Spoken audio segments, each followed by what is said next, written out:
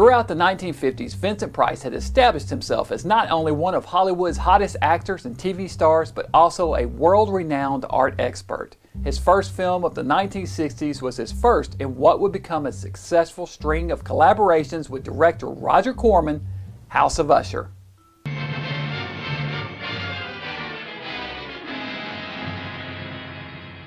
The film opens with a man on horseback riding through a bleak, burnt-out countryside. This is Philip Winthrop, played by Mark Damon, en route to visit his fiancée Madeline Usher, played by Myrna Fahey, at her family estate. He approaches the gloomy mansion and knocks on the door. A servant named Bristol, played by Harry Ellerby, answers the door and informs Philip that Madeline is too sick to receive visitors. Philip demands to see her brother Roderick, played by Vincent Price, and Bristol reluctantly lets him in. Roderick is none too happy with Philip's presence and demands that he leave immediately and forget about Madeline. We learn that Roderick is suffering from a rare ailment that causes extreme sensitivity to sound. Even the slightest noise causes extreme pain. Roderick believes the Usher family is cursed and fears that a marriage would continue the bloodline, thus ensuring the curse lives on. While they are talking, Madeline enters and is thrilled to see Philip. She insists he stay for the night, and Bristol prepares a room for him. It turns out the house has fallen into a severe state of disrepair, and in fact has a giant crack running up it that stretches from foundation to roof. The house is unstable and prone to violent tremors. During one of these episodes, a chandelier falls from the ceiling, narrowly missing Philip.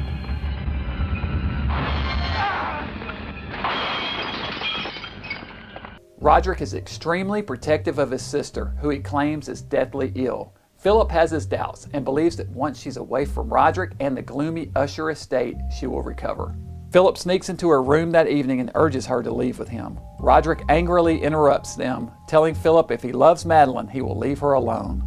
The following morning, Philip takes Madeline breakfast in her room. He again pleads with her to leave with him, but she refuses, telling him that she's dying.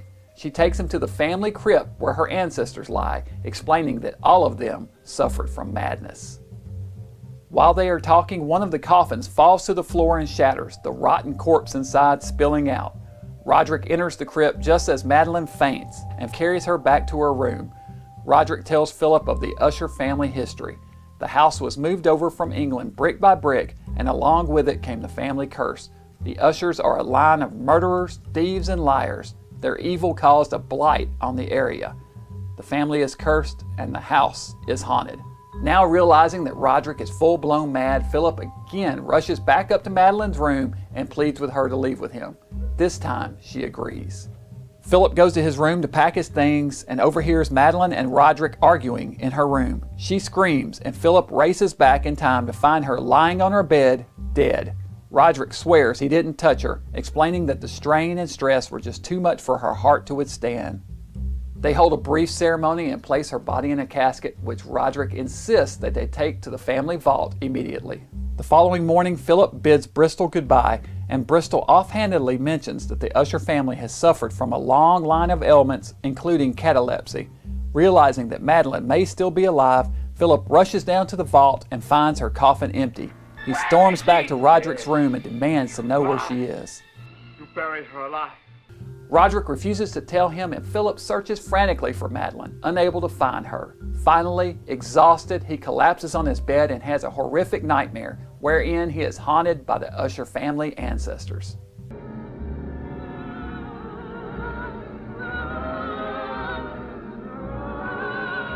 Philip wakes to a scream and follows it back down to the crypt. He discovers a trail of blood leading from an open coffin to hidden passages and stairwells throughout the house. He follows the trail, but when he eventually finds Madeline, she has gone mad and attacks him. Madeline. The end of House of Usher is fantastic, culminating in a fiery climax that claims the lives of Roderick, Madeline, and Bristol. Only Philip escapes unharmed, watching from a distance as the house collapses in a fiery ruin. House of Usher was scripted by Richard Matheson and based on the Edgar Allan Poe short story, The Fall of the House of Usher. This was an important film for both Roger Corman and AIP Pictures, as it was the first bigger budget picture that the studio had produced. Landing Vincent Price was a major coup, and the film was a huge success, both financially and critically. Corman would go on to make 7 more films based on Poe stories throughout the 1960s, 6 of them starring Vincent Price. The scene at the beginning of the film where Philip is riding through a desolate, burnt-out landscape is notable in that it was filmed in a real burnt-out forest. There had been a forest fire in California just prior to shooting, and Corman had cleverly arranged to film on location to take advantage of the landscape. For the fire scene during the finale, Corman filmed a real barn burning at night. He would reuse the footage in subsequent films. House of Usher is a film ripe with atmosphere, and Price gives a terrific performance, staying deadpan serious throughout, never dipping into camp. His look in this film is one of the more unique in his career, with snow-white hair and a clean-shaven face. The small cast would work in this film's favor, giving it a claustrophobic feel, as it takes place entirely in the Usher mansion. This is a must-see for Price fans.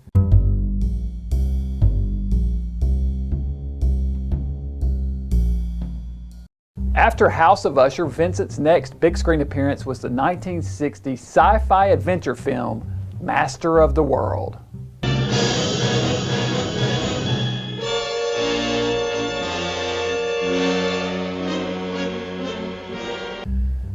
Based on the Jules Verne novel of the same name, the film opens with a series of black and white stock footage cuts with voiceover explaining the history of aeronautics. It then cuts to the sleepy town of Morgantown, Pennsylvania in 1868. A giant mountain known as the Great Erie looms over the city.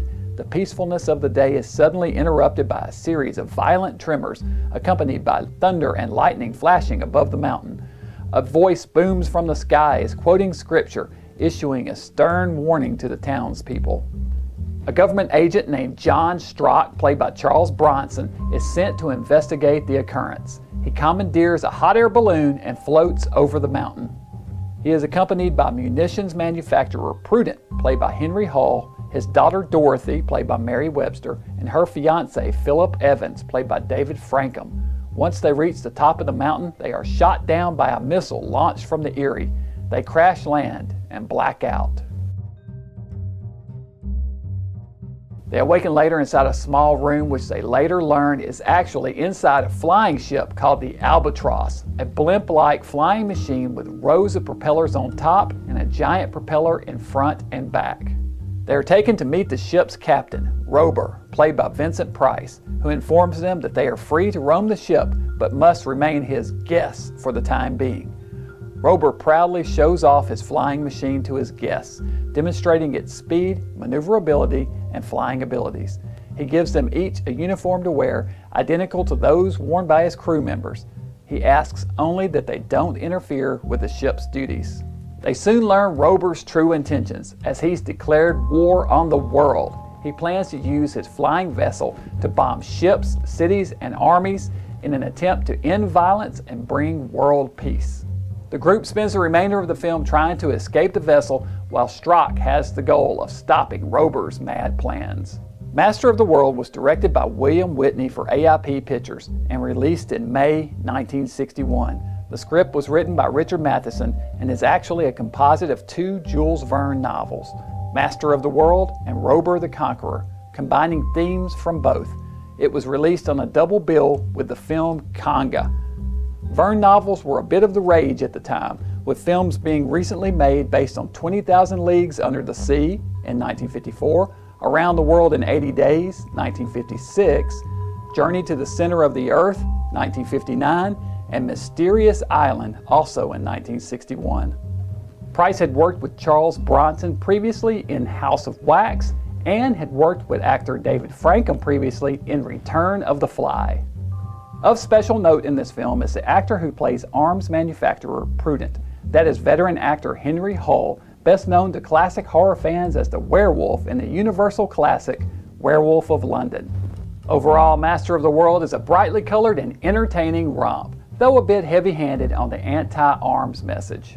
The special effects are hit and miss, especially the shots of the Albatross, which feature a very unconvincing model ship.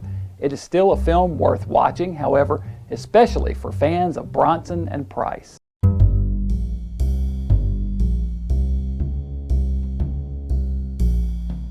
After Master of the World, audiences next saw Vincent on the big screen in the 1961 film The Pit and the Pendulum.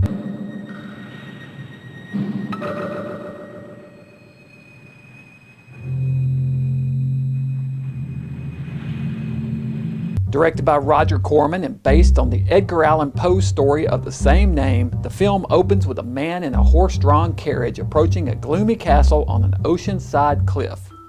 This is Francis Bernard, played by John Kerr. He has come to investigate the death of his sister, Elizabeth, played by Barbara Steele, who was married to the owner of the castle, Nicholas Medina, played by Vincent Price. When he arrives at the castle, he is initially refused entrance by a servant, but Nicholas's sister Catherine, played by Luana Anders, lets him in. Francis is at first informed that his sister died simply of a blood condition. Sensing that there's more to the story that he's not being told, Francis decides to stay around the castle for a few more days. At dinner that evening, they are joined by his sister's physician, Dr. Charles Leon, played by Anthony Carbone. Francis presses the doctor for more information and learns that his sister actually died from shock. Over time, she had become obsessed with the torture chamber in the basement of the castle, where the blood of 1,000 men and women had been spilt years earlier by Nicholas's father. She spent an increasing amount of time there until one evening they heard a scream from the cellar and rushed in to find Elizabeth locked inside an Iron Maiden, traumatized. She died shortly after. Later that evening, the peacefulness of the castle was disturbed by the sound of harpsichord music. Nicholas insists that it was his wife Elizabeth playing the instrument. They find one of her rings on the keyboard of the harpsichord. A servant later hears the voice of Elizabeth whisper to her, and later still, Elizabeth's room is mysteriously ransacked and her belongings destroyed. Nicholas insists that Elizabeth is still alive, and they decide the only way to make sure is to exhume her body. Inside the vault, they find a shriveled, rotten corpse frozen in agony.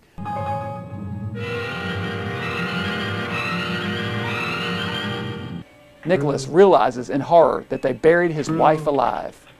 Nicholas. He is almost driven mad by the thought of burying his wife alive and is in a near catatonic state later that evening when he hears Elizabeth's voice calling to him.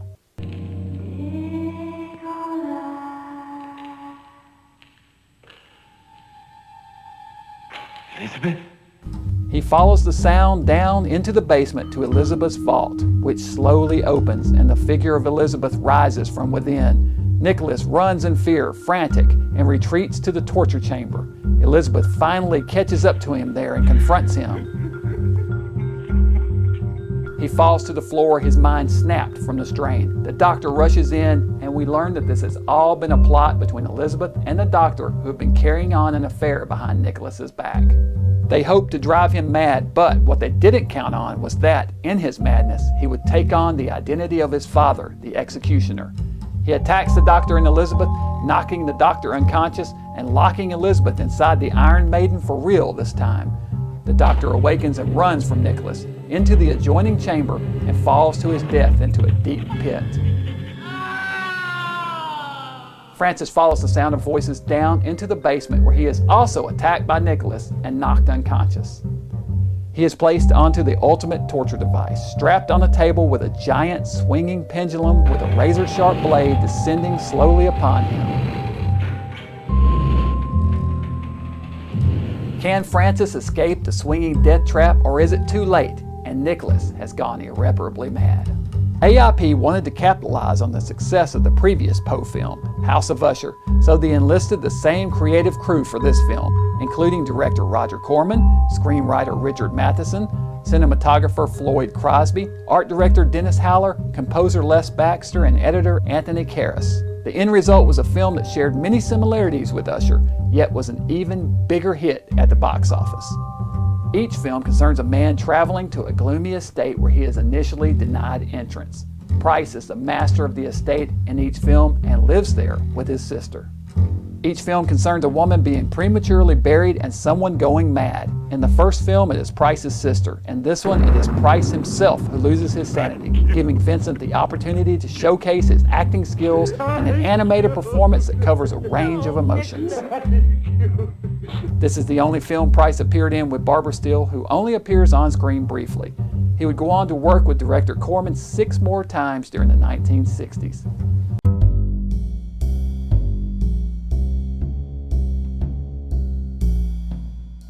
Due to the overwhelming success of the Corman Poe pictures, Price was next offered a 3-picture deal shooting in Italy, which he accepted in large part because it offered him the opportunity to visit the famous art collections and ruins of Europe with his wife Mary between filming dates. The 3 movies were Nefertiti, Queen of the Nile, a sword and sandal adventure film starring Jean Crane as Queen Nefertiti, Rage of the Buccaneers, a swashbuckling pirate film co-starring Ricardo Montalban, and The Last Man on Earth, an adaptation of the Richard Matheson post-apocalyptic vampire film. All 3 films were shot during 1961 but wouldn't be released in the United States until years later.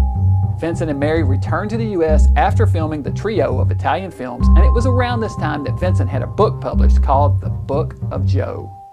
Vincent was a big animal lover and demonstrated it by writing a loving tribute to his favorite 4-legged companion, his dog Joe, as well as other animals he'd come to know and love over the years. This was actually the second book that Vincent had published, the first being I Like What I Know, a visual autobiography in 1959. It was partly an autobiography and part art book singing the praises of collecting and admiring fine art. In 1962, the Sears Roebuck Company hired Vincent Price to become their official spokesman for a new program they titled the Vincent Price Collection of Fine Art. Price personally procured thousands of pieces of fine art that was sold by the Sears Roebuck Company. The idea was to bring art to the people, something Price was a big believer in. Hello. Perhaps some of you are wondering what I'm doing carrying around a stepladder. Well, let me assure you, I was hanging pictures and not people. But there may be some others of you who know that I have another interest besides movies, and that's an interest in fine arts. And some of you may have read in the papers that Sears is starting a department, a section of fine arts. But before I tell you about this, let me go back about 3 months ago and tell you how it all started. George Struthers and Frank Stover came out to Hollywood one day and asked me if I would be interested in making a collection for the fine arts section of 621. You see, I'm already catching on to your language. Well, I was tremendously excited by this challenge because I have always felt that the fine arts should be brought to the people, to the great numbers of people around this country. And suddenly I was presented with the opportunity to do it in the company that represents more people than any other company in America, and that probably has contact with more American people than any other company. So a lifelong desire of mine was fulfilled, and I was given a white card, a carte blanche to go ahead and form a collection of fine art that Sears could back up with their great guarantees of quality or your money back, and to make it as exciting to you all and to the public. So I accepted the challenge, and I started making a collection of fine arts. 1962 was also a big year for the Prices personally, as Mary gave birth to their daughter named Mary Victoria Price on April 27, 1962. This was Vincent's second child. His first, Vincent Barrett Price, was born in 1940 to first wife Edith Barrett. Vincent was next seen by audiences on the big screen that same month, April 1962, in the film Convicts 4.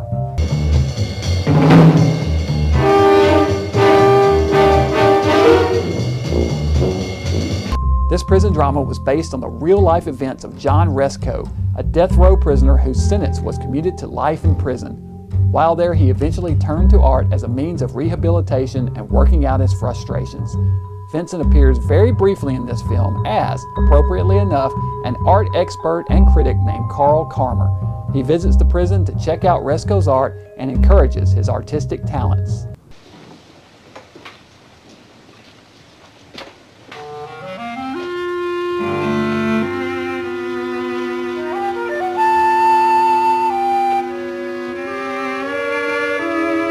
Of special interest is this comment by the guard after Karmer leaves, an obvious reference to Vincent's first book. That guy's Carl Karmer, a friend of the commissioner. He writes books. He not only knows all about art, he even knows what he likes. I'll bet you the warden got him up here to see your paintings. Directed by Millard Kaufman for Allied Artists, Convicts 4 is actually a pretty decent drama with an interesting cast including Ben Gazzara, Stuart Whitman, Ray Walston, Rod Steiger, Broderick Crawford, and Sammy Davis Jr.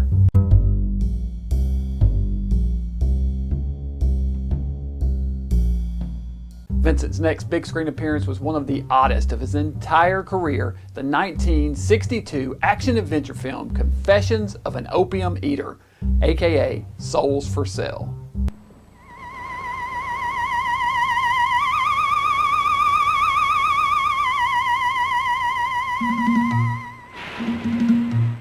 Loosely based on the autobiographical work of the same name by Thomas De Quincey, the film opens with a Chinese junk filled with slave girls headed to auction. Once ashore, they are attacked by a group of men attempting to free the slaves, led by newspaperman George Waugh. A giant battle breaks out with men wielding weapons and fists. A random white horse gets in on the action. And eventually, a guy shows up with a machine gun to mop up.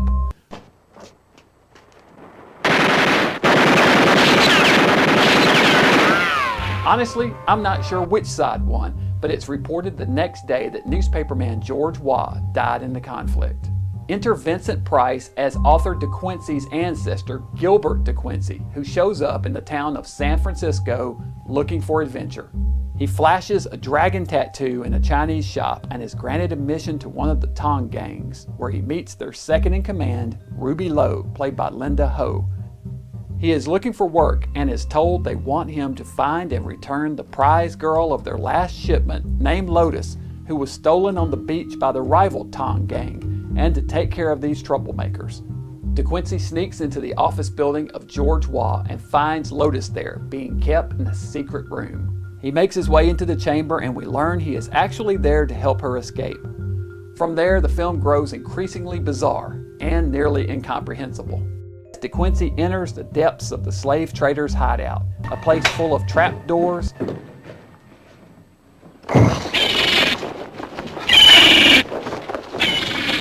sliding panels, secret passageways, and underground tunnels. Produced and directed by Albert Zugsmith for Allied Artists, the film is narrated by De Quincey in a wordy monologue that continues off and on throughout the film. Adding to the otherworldly nature of the film is the zany soundtrack by Albert Glasser, a bizarre and eerie score that perfectly punctuates the on-screen eccentricities. The De Quincey novel the film is based on is famous for its descriptions of drug use in real life. In this film, Price likewise dabbles in drugs. This is actually the third film Price appeared in featuring drug usage. In Dragonwyck, Price played a drug addict. See, I have become what is vulgarly known as a drug addict. In The Tingler, he experimented with LSD.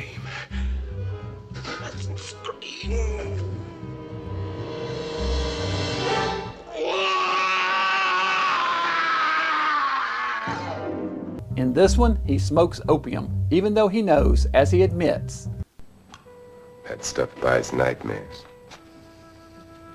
and that it does. Sharp-eyed sci-fi fans will recognize many of these nightmare images from other fan favorites such as Invasion of the Saucer People, Voodoo Woman, The Screaming Skull, and more.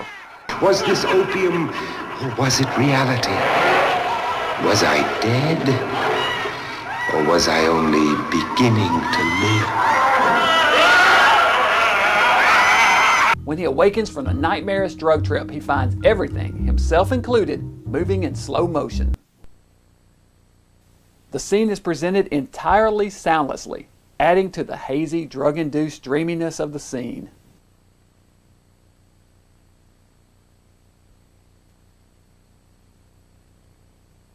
This is perhaps the most action-oriented film of Price's entire career, with the 51-year-old actor playing the part of the pulp hero.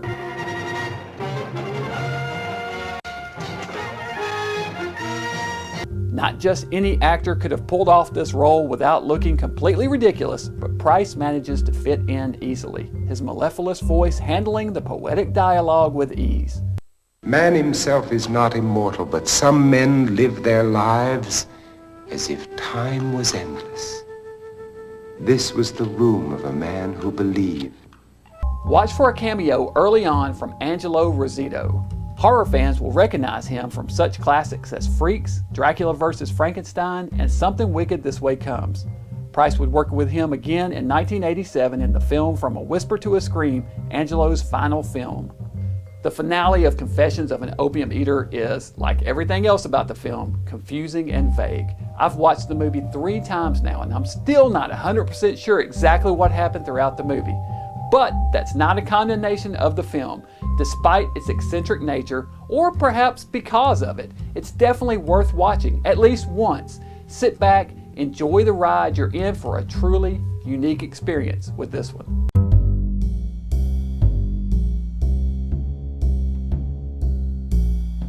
Summer of 1962 found Vincent back on the big screen, collaborating once again with director Roger Corman in Tales of Terror.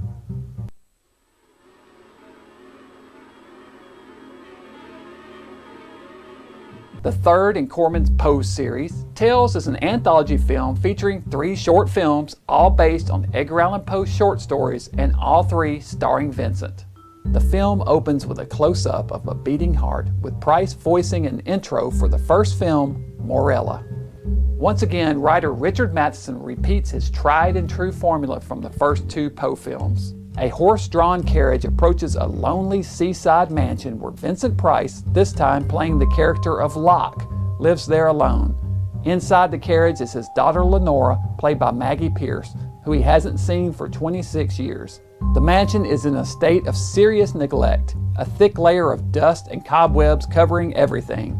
She finds her father upstairs, less than happy to see her.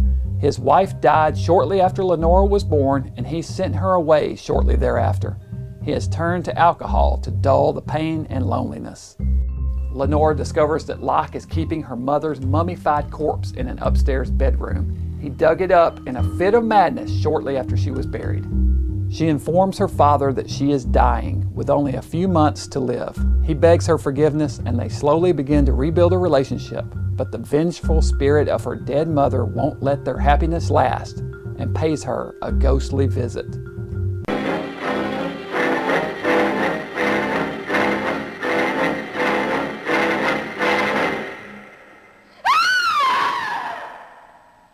The second story, The Black Cat, is also introduced by voiceover from Price. It is actually a composite of 2 Edgar Allan Poe stories, The Black Cat and The Cask of Amontillado. It follows an incurable drunkard named Montresor Herringbone, played by Peter Lorre, who berates his wife Annabelle, played by Joyce Jameson, demanding money to buy more drink, which she reluctantly hands over. They also own a black cat, which he avoids and abuses as much as he does his wife. I'll tear your head off. He quickly goes through his wife's money and is thrown angrily out of a local pub. On the way home, he stumbles across a wine merchants convention where a champion wine taster named Fortunato Lucrezi, played by Vincent Price, is holding a demonstration.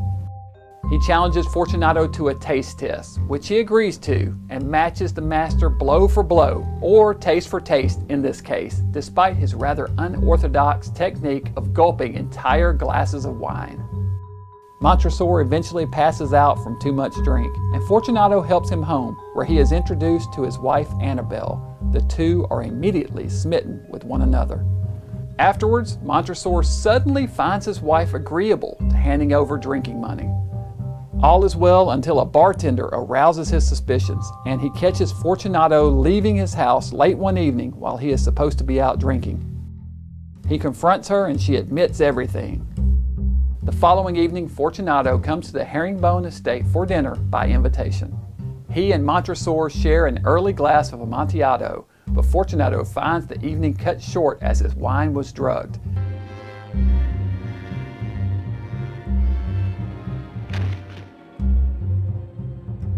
He awakens in the cellar, chained to the wall beside the corpse of the dead Annabelle. Montresor walls the 2 up with bricks and mortar, leaving them to rot in the dank cellar.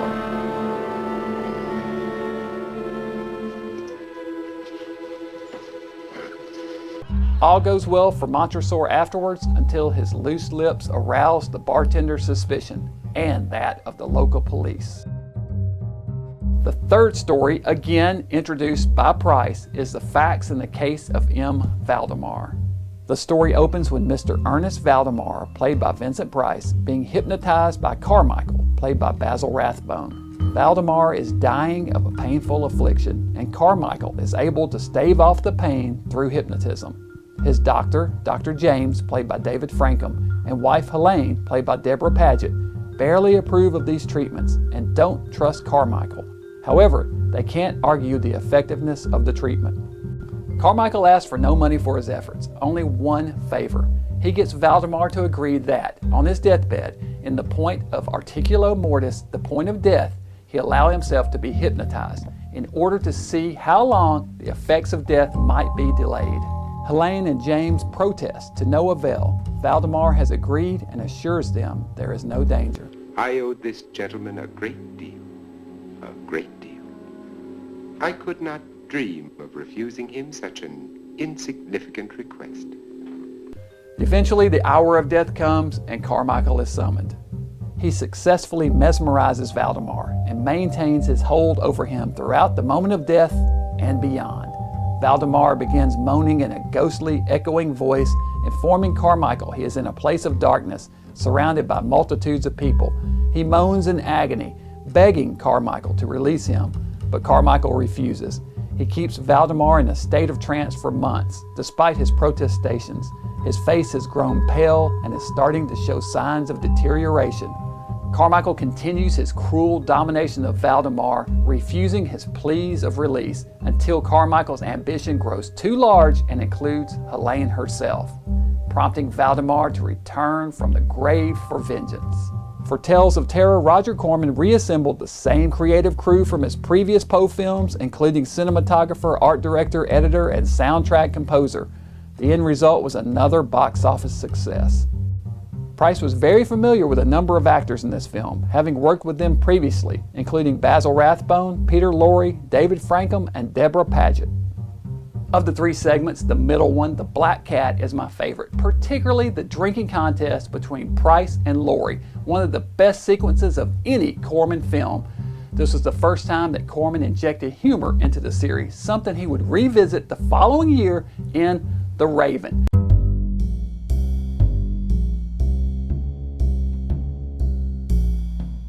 In October of 1962, audiences found Vincent Price back on the big screen in the Roger Corman remake of Tower of London. The film opens in England 1493, where King Edward IV, played by Justice Watson, lies on his deathbed. His brothers Clarence, played by Richard Macaulay, and Richard, played by Vincent Price, gather round the bedside as the king names his successor, his eldest son and namesake, Edward V. But Edward is too young to rule, so the king names Clarence to be protector of the realm and guard his son's safety, meaning he holds much power and sway over the throne. Richard congratulates Clarence and takes him to the wine cellar for a celebratory drink. Once there, Richard backstabs his brother and dumps him into a giant vat of wine. Stop! Richard! For the love of God!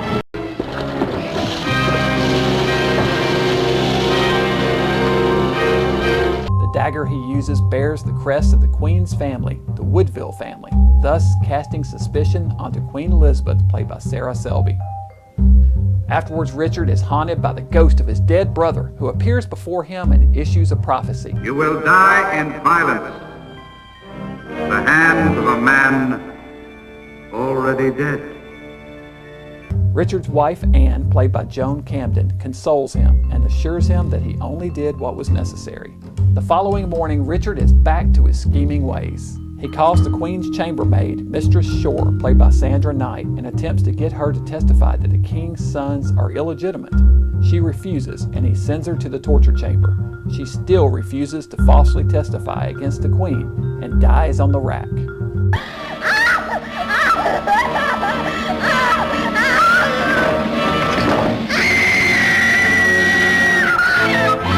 Later that evening, Richard is again visited by a spirit, this time the ghost of Mistress Shore, who reiterates that he shall die soon, mocking his deformed back and limp in the process. She tricks him into killing his wife, choking her to death in an attempt to silence the specter.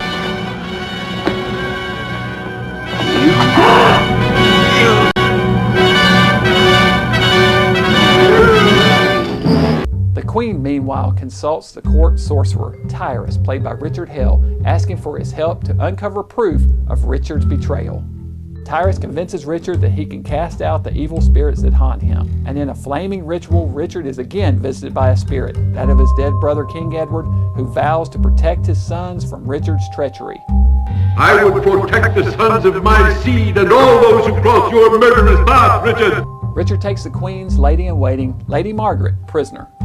She also happens to be the daughter of Lord Stanley, ruler of Scotland. Richard sends word to Lord Stanley that he shall kill his daughter unless he pledges allegiance to Richard. Richard, now power-mad, decides to remove all remaining obstacles to the throne, and together with his right-hand man, Ratcliffe, played by Michael Pate, smothers the two young princes in their sleep. Once again, he is later visited by the ghosts of his victims, the two young boys who almost persuade him to walk off a castle battlement. Richard! Lady Margaret, however, escapes Richard's castle and her father's troops advance upon England. Richard, furious, proclaims himself king and leads his armies onto the battlefield, where Lord Stanley's armies and the ghosts of Richard's victims combine to stop him once and for all. Tower of London was shot by director Roger Corman for United Artists. Executive producer Edward Smalls is also the man who financed this film, and it was his decision to make this movie black and white, something that director Roger Corman was informed of at the last minute. He had fully intended to shoot this film in color. This decision was made, no doubt, so that they could lift the battle sequences featured at the end of the film from the previous 1939 Universal version of this movie, thus adding instant production value. The plan backfired, however, as the lack of color ultimately hurt the film, which would have been more effective, and a bigger box office draw in color. Black and white was a tough sell in the 1962 Technicolor world. In the 1939 version of this film, Price played Clarence, and Basil Rathbone played the scheming Richard. The scene in the wine cellar is very reminiscent of a similar scene from the original version, except that this time Price gets to do the dunking instead of being the victim. Price does an excellent job in the role of the hateful, misshapen Richard. He plays the part with a sneering glee, fully embracing the villainous role. The character of Mord the Executioner from the 1939 film is missing in this one. In his place is the torturer Gilder, a far less imposing figure than the memorable Karloff character.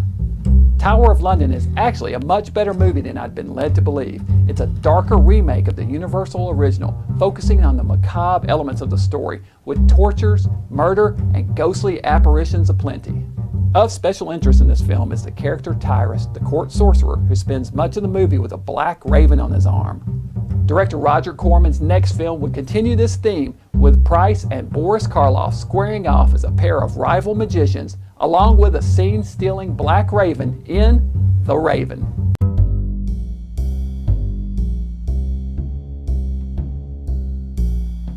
1963 was an extremely busy year for Vincent Price. In addition to being father to newly born daughter Victoria, as well as continuing his work as art liaison and spokesman for the Sears Roebuck Company, Price would appear in a total of 6 films on the big screen during that year. The first of those films was released in January of 1963 as audiences found Price back on the big screen with 2 old friends, Boris Karloff and Peter Lorre in The Raven. The film opens with a voiceover by Price reading excerpts from the Edgar Allan Poe poem, The Raven. We then cut to a lonely seaside castle where we're introduced to Dr. Erasmus Craven, played by Price, a novice but talented magician whose deceased father was the famous and powerful sorcerer Roderick Craven. He lives alone in the castle with his daughter Estelle, played by Olive Sturgis. Late one evening, he is visited by a talking black raven, which turns out to be the enchanted form of fellow magician Adolphus Bedloe, played by Peter Lorre. He was turned into a raven as a result of losing a duel with a famous sorcerer named Dr. Scarabus, played by Boris Karloff. With Bedloe's assistance, Craven is able to break the enchantment and return Bedloe to human form. Bedloe intends to go back to Scarabeus's castle to get revenge and retrieve his magical equipment, which he lost there. Craven warns against it as Dr. Scarabeus is too powerful. Spying a picture of Craven's wife Lenore, Bedloe informs him that he saw her at Scarabeus's castle. Craven suspects that Scarabeus has gained control of her spirit and agrees to accompany Bedloe. Estelle catches wind of their plans and demands to accompany them. As they start to leave, they are met by Bedloe's son Rexford, played by Jack Nicholson. He joins the party and they all head for Scarabeus's estate. Once there, Craven confronts Scarabeus about his wife, but he denies everything and seems perfectly pleasant. He invites them to have dinner with him and to stay the night at his castle as a raging storm has struck. It turns out that Lenore, played by Hazel Court, is in fact there at the castle, but she's far from dead. She's a power-hungry vixen who left Craven to be with Scarabeus. We also learn that the entire Raven enchantment was a ploy to lure Craven to the castle. Scarabeus actually wants to steal Craven's magical abilities for himself. It all comes to a head and culminates with a clash between Craven and Scarabeus in a sorcerous duel to the death. The Raven was directed by Roger Corman and once again written by Richard Matheson. All the Matheson trademark elements are there: a musty seaside castle inhabited by a mourning widower, moldering corpses and coffins, a dead wife returning to life, and a fiery finale. However, unlike the previous Poe films, The Raven is played exclusively for laughs, presented through a quirky sense of humor that's carried over from the Black Cat segment of the previous Poe film, Trilogy of Terror. Interestingly, this is the second film that Boris Karloff appeared in with the title The Raven, the first being the 1935 Universal picture co-starring Bela Lugosi. The two films couldn't be more different, however, the title and Karloff's appearance being about the only thing they have in common. Price and Laurie in particular really seem to be having fun with this picture, something that could be witnessed with the amusing exchange between the two. Much of their dialogue was ad-libbed, something that Karloff, who had come in prepared with a script memorized, had a bit of trouble following.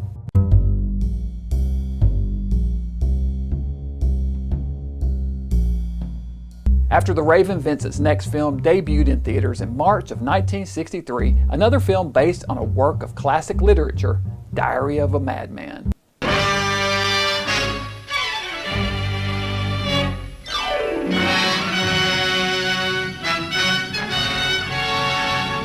The film opens on the funeral of Simon Cordier, played by Vincent Price, a magistrate for the French government. After the funeral, a group of people are gathered together at Cordier's request. There, a box is opened which contains the diary of Simon Cordier, which is read to the assembled group, thus telling our story in flashback.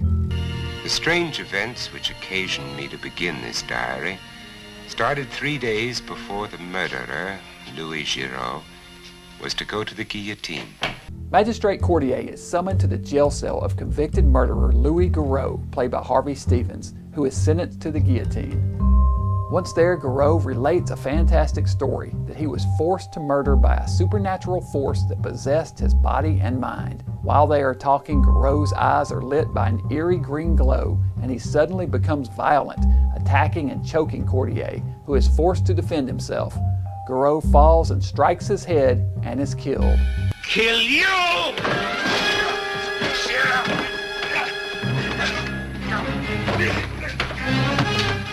Days later, a series of strange events begin to occur to Cordier, and he is later visited by a supernatural being, a disembodied entity that informs him that since it was robbed of Louis Giraud's body and mind, it will instead have Cordier's. The magistrate at first thinks he is going insane, but is forced to believe when the entity possesses him and forces him to crush his beloved pet parakeet to death.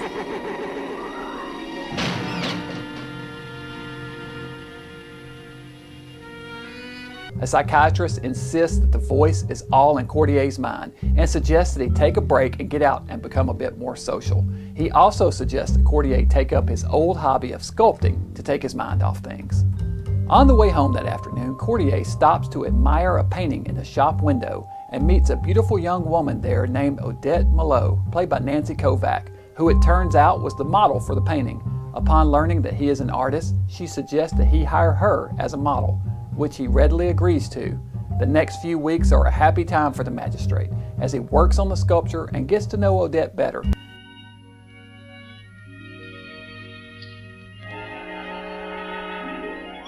However, just after finishing work on the bust, the entity returns. The entity informs him that it is a member of a race of beings known as the Horla, a creature from another plane of existence that's able to enter our plane through acts of evil. It taunts him, informing him that Odette isn't the lovely, innocent being that he has grown so fond of. It changes the features of the sculpture to look wicked, telling him that that is her true nature.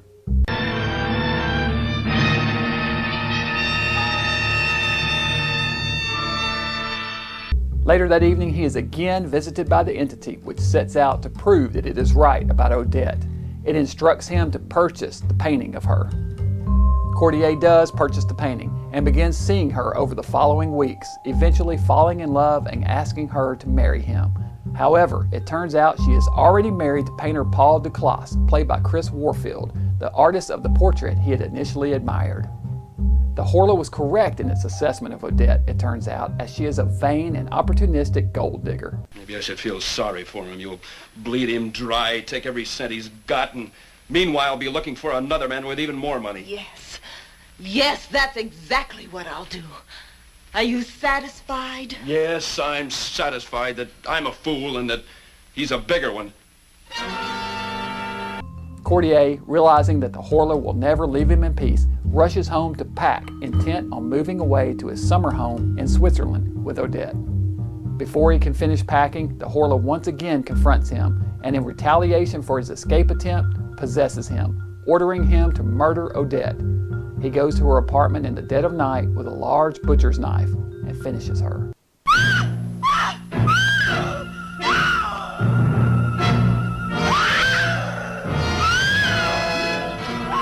The following morning, Courtier has no recollection of the events and is shocked to learn that Odette has been murdered. He finds a trail of blood leading up his stairs to his attic studio, and there finds a gruesome discovery under the sculpture of Odette. No.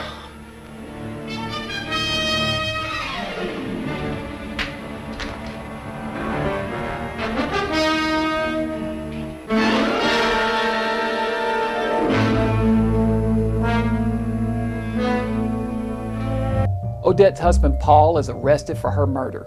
Courtier realizes he can't let an innocent man die and that the Horla will never let him rest in peace. He writes all the details down in his diary before devising a desperate plan for confronting and destroying the Horla once and for all. Diary of a Madman is based loosely on the 1887 story The Horla by French writer Guy de Maupassant. Most viewers today will most likely not be familiar with the name, however, he was quite influential in his time.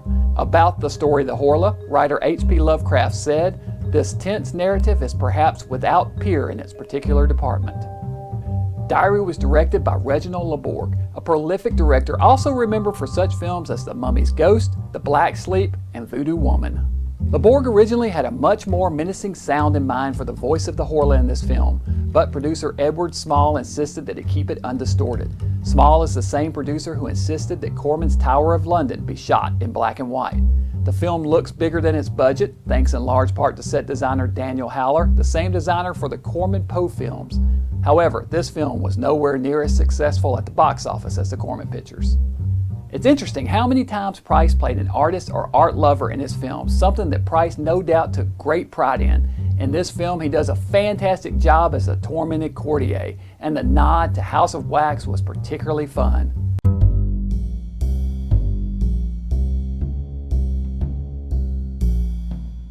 In 1963, the first of 3 Price films shot in Italy debuted in the United States, the swashbuckling adventure film Rage of the Buccaneers.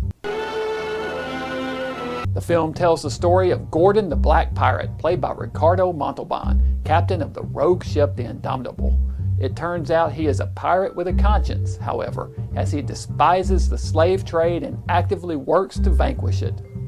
One day, a dead man washes ashore and is discovered by Gordon's men. Turns out he is an escapee from a slave ship headed for Cuba. Gordon and crew give pursuit. They quickly catch and engage the slaver, overpowering the ship in hand-to-hand combat. Gordon learns that the ship was chartered by Tortuga, a one-eyed pirate who he's had dealings with in the past, who is well known for his activity in the slave trade. He heads for San Salvador to confront his old nemesis. Once there, he poses as a plantation owner from Cuba and is invited to a coming-out party for the governor's daughter, Manuela, played by Julia Rubini. She catches Gordon's eye, but it turns out the governor's aide, Romero, played by Vincent Price, has designs on both the governor's daughter and his office. Turns out Romero is secretly working with Tortuga and the slavers and has plans to marry Manuela and overthrow the governor's office. Gordon quickly finds himself at odds with Romero, competing against him for Manuela's hand while attempting to crush the slave trade permanently from the island. Rage of the Buccaneers is a pretty entertaining, though low-budget picture. Although Price and Montalban's dialogue is intact, the rest of the cast is speaking Italian, dubbed in English for the US release. I'd love to see a widescreen cleaned-up version of this one, as it's cropped so severely, at times the action is completely off-screen.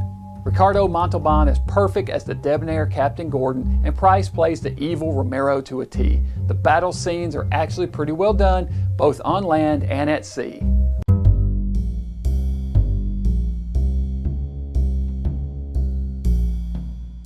After Rage of the Buccaneers, Price next appeared in a very brief cameo in the teenage musical Beach Party. Dolores and Frankie, played by Annette Funicello and Frankie Avalon, head to a secluded bungalow on the beach for a romantic getaway. However, once there, Frankie discovers that Dolores has invited the gang to join them. Frankie is none too happy about this turn of events, but decides to make the most of it. Where'd I go wrong? Anthropologist Professor Robert Sutwell, played by Bob Cummings, is also visiting the same beach to study the mating habits of the American teenager. He heads to the local bar, Big Daddy's, and winds up saving Dolores from the advances of biker gang leader Eric Von Zipper. I think it would be...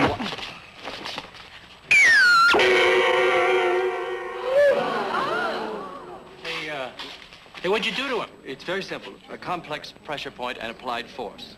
Dolores thanks him and begins to develop a crush on him. Thank you very kindly. Frankie, in turn, becomes jealous of the professor. He begins flirting with local bombshell Ava. The biker gang returns for revenge, and hijinks ensue.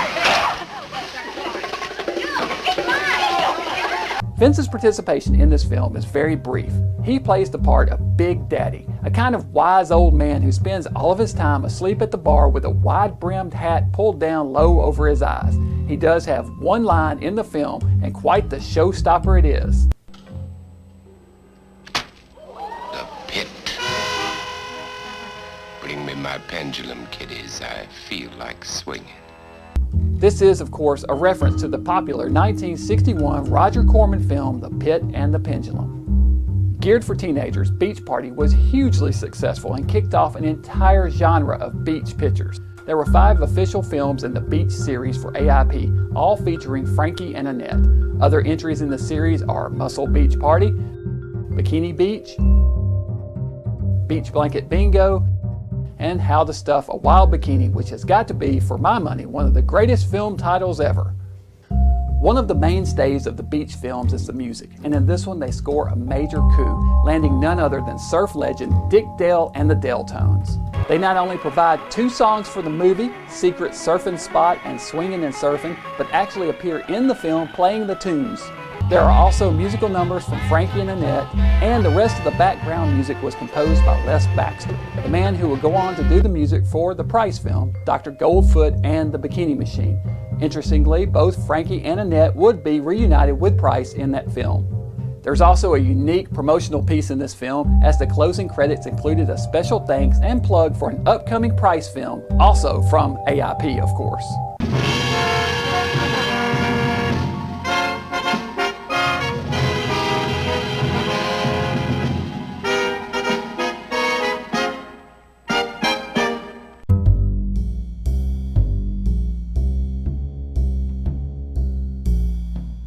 Price had previously appeared in a number of films based on the works of classic authors such as Edgar Allan Poe, Nathan L. Hawthorne, and Jules Verne.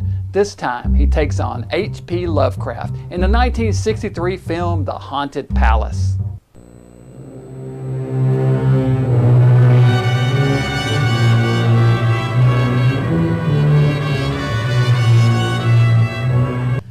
The The story begins on a stormy night in the year 1765 in the town of Arkham. A young girl wanders trance-like through the woods to a desolate castle on the edge of town.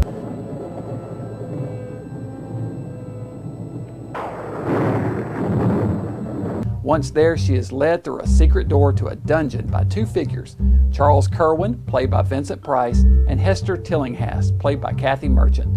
They chain the girl before a deep pit and perform a mystical ceremony.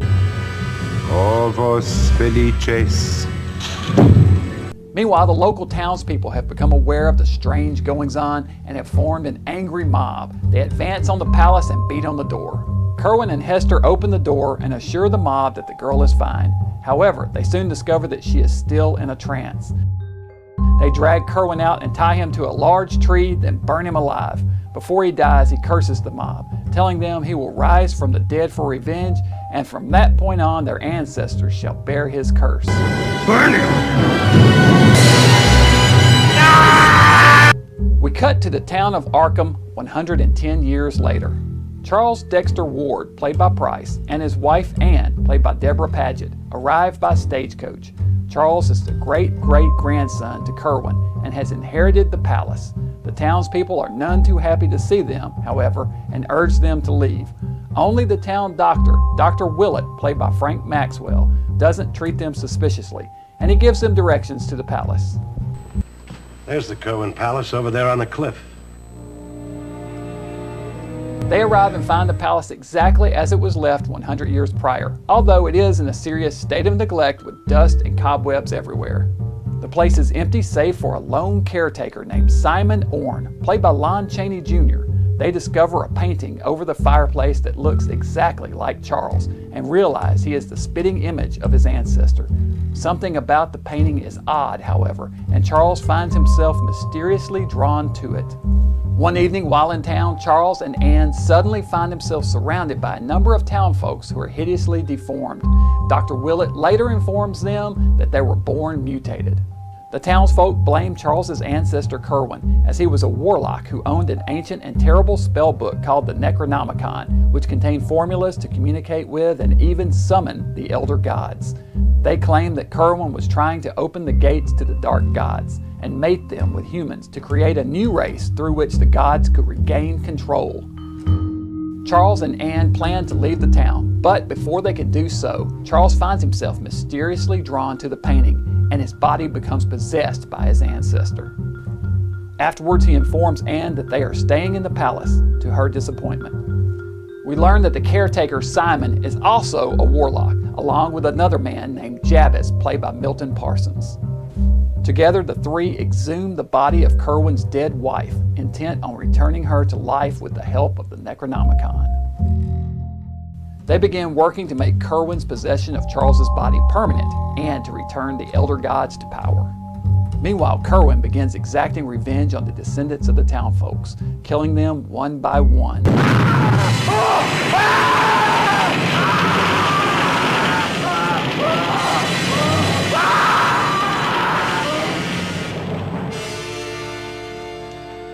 When he is possessed, Charles becomes cruel and cold, especially towards Anne. Price does an excellent job with both roles. Where Charles is soft and kind, Kerwin is evil and mean-spirited. Price pulls this off using mainly his facial features, body posture, and vocal inflection to convey the changes. It is not the hammy, tongue-in-cheek performance he's so well known for, but is played very straight and somewhat reminiscent of his performance in the later film, Witchfinder General. The Haunted Palace was produced and directed by Roger Corman and based on the H.P. Lovecraft story, The Case of Charles Dexter Ward. This is actually the very first feature film version of a Lovecraft story, adapted for the big screen by writer Charles Beaumont. Beaumont, interestingly, had written an episode of the TV series One Step Beyond in 1959 entitled The Captain's Guest, which featured a similar theme of a man possessed by a painting. After completion of the film, AIP, against Corman's wishes, decided to change the title to The Haunted Palace, which is actually taken from a Poe poem. This was done in an attempt to make it fit in with Corman's previous Poe series of films. This was the first and only time that Chaney and Price worked together. Although the two were technically both in the film Abbott and Costello Meet Frankenstein, Price only contributed voice work for that one, and the set of the Haunted Palace was in fact the first time that the two legends met. This was Deborah Paget's third film appearing with Price. This was her final film. She retired from the industry after this picture. The Haunted Palace is a fantastic film and is, in fact, one of my favorite Price pictures. It fits in well with the Poe series of films, due in large part to the contributions of art director Daniel Howler, who would go on, coincidentally, to direct two movies himself that were both based on the works of H.P. Lovecraft. Die Monster Die in 1965 and The Dunwich Horror in 1970. The Haunted Palace also features an impressive score from composer Ronald Stein and is a must-see for Price fans.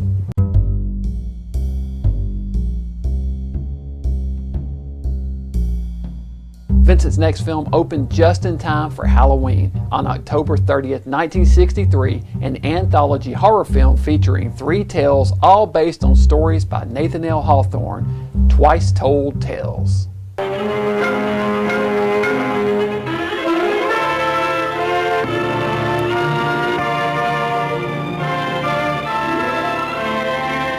The film features 3 short stories, all of which star Price, who also narrates each tale.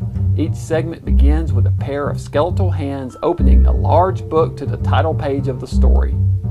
In the first tale, Dr. Heidegger's Experiment, Price plays a man named Alex who is caught in a centuries-old love triangle between his old friend, Dr. Carl Heidegger, played by Sebastian Cabot, and his deceased fiancée, Sylvia, played by Marie Blanchard, who passed away mysteriously 38 years prior. Carl still pines for his lost love, having never remarried over all those long years. One evening, Dr. Heidegger and Alex are getting together to catch up during a thunderous rainstorm when lightning strikes the family crypt where Sylvia is buried, blasting the doors open. Inside the crypt, Dr. Heidegger discovers a strange fluid dripping onto her coffin which has perfectly preserved her body.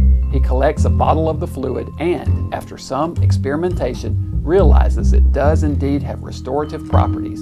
He drinks the fluid and it returns him to his prime.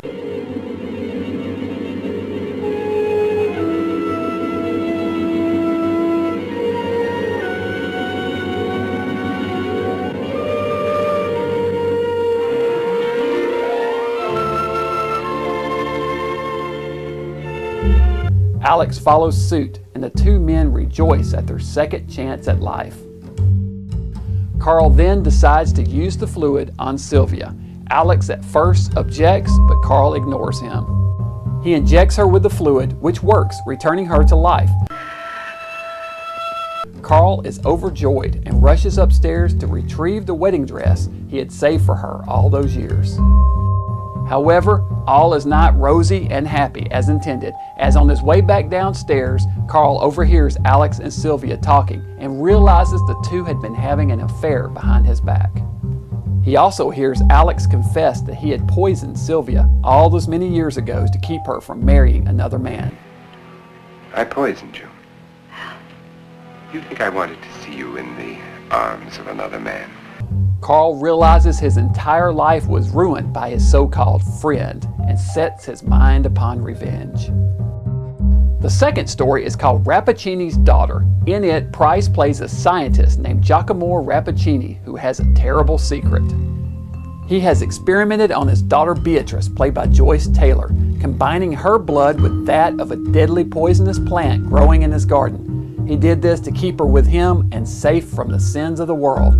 Talk about your overprotective parent. She must have daily infusions of fluid derived from the plant in order to survive.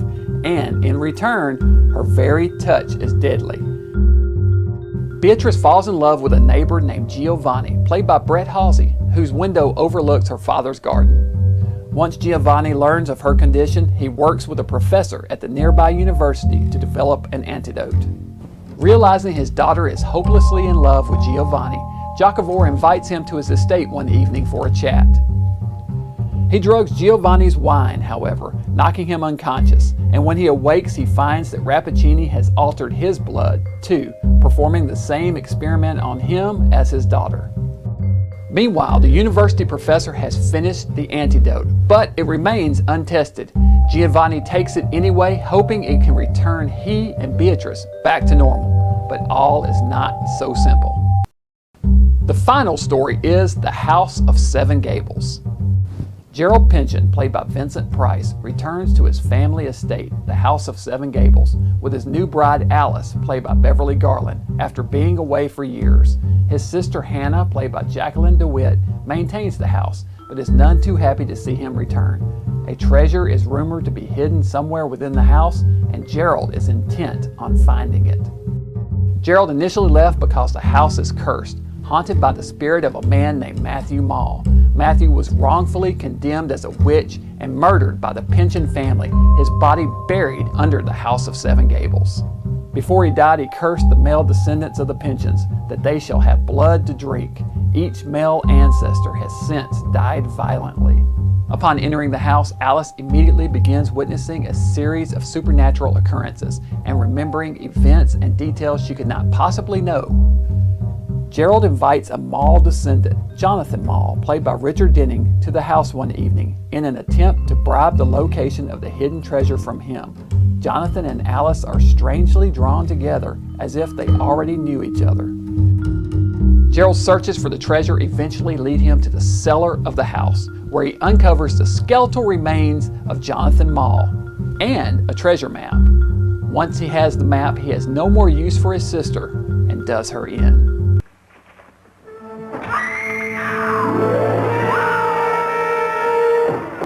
The finale of this segment is a tumultuous one as the House of Seven Gables is destroyed by the decay of greed and hate that had corroded its very foundations.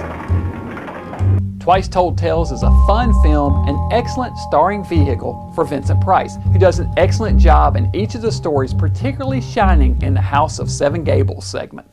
Interestingly, Price had starred in the feature film version of the House of Seven Gables in 1940, opposite George Sanders. In that version, Price was the hero, Sanders the baddie. In this truncated version, Price plays the villainous part, and the story focuses much more heavily on the supernatural elements of the story. Beverly Garland, who appeared in the House of Seven Gables segment, was a staple of Roger Corman movies, so you'd think Price would have met her on the set of a Corman film. However, Twice Told Tales was directed by Sidney Salco for United Artists. Price was already familiar with director Sidney Salco, as he is one of two directors he had worked with on the Italian film The Last Man on Earth in 1961. Brett Halsey, who played the part of Giovanni in the second story, had previously worked with Price on the film Return of the Fly. Overall, Twice Told Tales is an effective anthology. Despite some serious gaps of logic in a couple of the stories, the overall spooky tone and atmosphere more than make up for its deficiencies. Audiences couldn't get enough of Price in these chillers, and this film fits in well with the Poe series of films that Price was making around this time.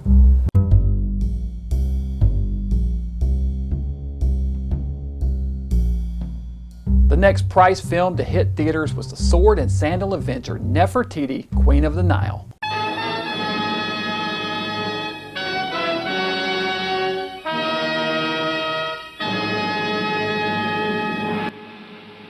Nefertiti tells the story of the forbidden love affair of a royal maiden named Tanit, played by Jean Crane, and a court sculptor named Tumas, played by Edmund Purdom.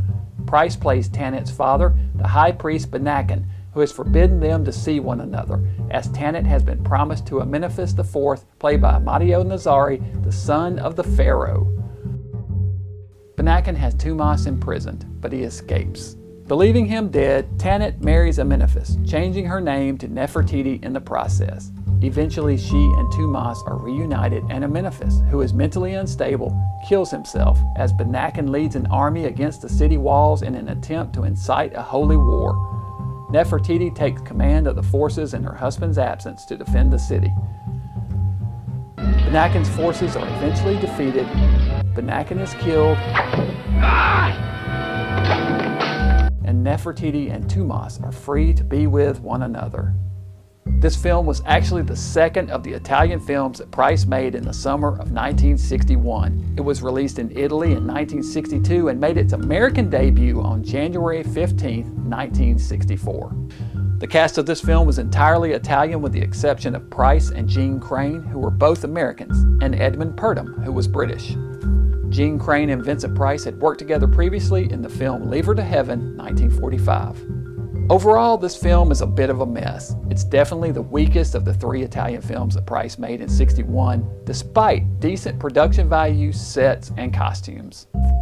The film leans too heavily towards romance rather than action, and the almost entirely white cast playing Egyptians is a bit difficult to take seriously. Price makes the most of his role as the ambitious Banakan, however, despite some silly costumes and makeup. Overall, it's a pretty lackluster film, though far from the worst of Price's career.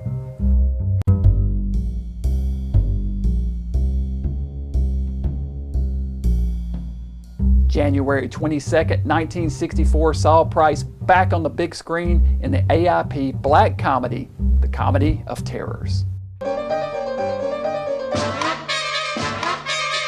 Taking its name from the William Shakespeare play The Comedy of Errors, this film stars Vincent Price as Waldo Trumbull, a morally and financially bankrupt mortician who is so cheap he digs up his clients and retrieves their coffins to reuse for future burials.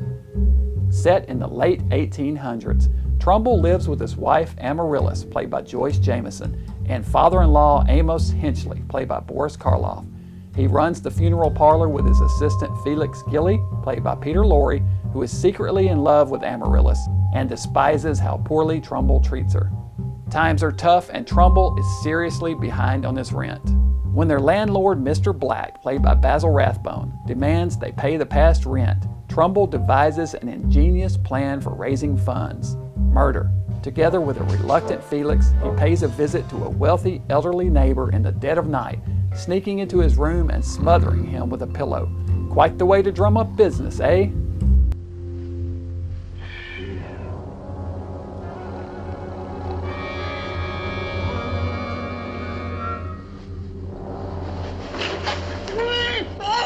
They are hired to perform the burial, but when they show up the next day to collect payment, they discover that the man's wife has made off with all his belongings. Back at square one, with Black still staunchly demanding payment, Trumbull determines the only course of action is to kill Black himself. The Comedy of Terrors was made for American International Pictures and reunited the main actors from another AIP picture, the anthology film Tales of Terror, made just 1 year prior. However, Comedy of Terrors wasn't directed by Roger Corman as Tales was. Corman was busy in pre-production for the next Poe film, so the directorial duties fell instead to Jacques Tourneur. Once again, the script was written by Richard Matheson. As in Tales of Terror, Price, Lorre, Rathbone, and Jameson all appear again together in this film. Now, only one segment of Tales was comedic in nature, but it no doubt served as inspiration for this movie, which is a true black comedy. It's interesting to note that in this film, Lorre's character is in love with Jameson, who is unhappily wed to Price's character. In Tales of Terror, the roles were reversed. Price was pining away for the affections of Jameson, who was unhappily married to the abusive Peter Lorre. Karloff was originally supposed to play the role of Mr. Black, the landlord in this film. But because it was such a physical part, they realized that Karloff, whose health was declining, wasn't quite up to the task, so he and Basil Rathbone switched parts, which wound up being a good thing as Karloff is fantastic in the part and steals the show. The Comedy of Terrors is a terrific film and one of Vincent Price's best, and is in fact on my personal top 10 list of Vincent Price films. I had the pleasure of introducing it last year at the Wonderfest convention in Louisville, Kentucky, with both Boris Karloff and Vincent Price's daughters in attendance in the audience.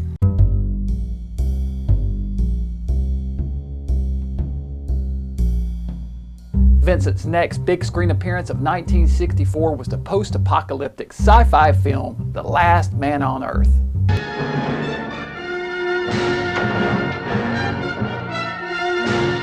Vincent Price plays Dr. Robert Morgan, the sole survivor of a biological plague that has turned mankind into a race of vampires. At night, he locks himself inside his home, surrounded by hordes of the howling creatures, keeping them at bay with mirrors and cloves of garlic, which he hangs on his doors and windows. By day, he ventures forth into the city, tracking down and slaying the creatures, destroying them by driving a wooden stake through their chests.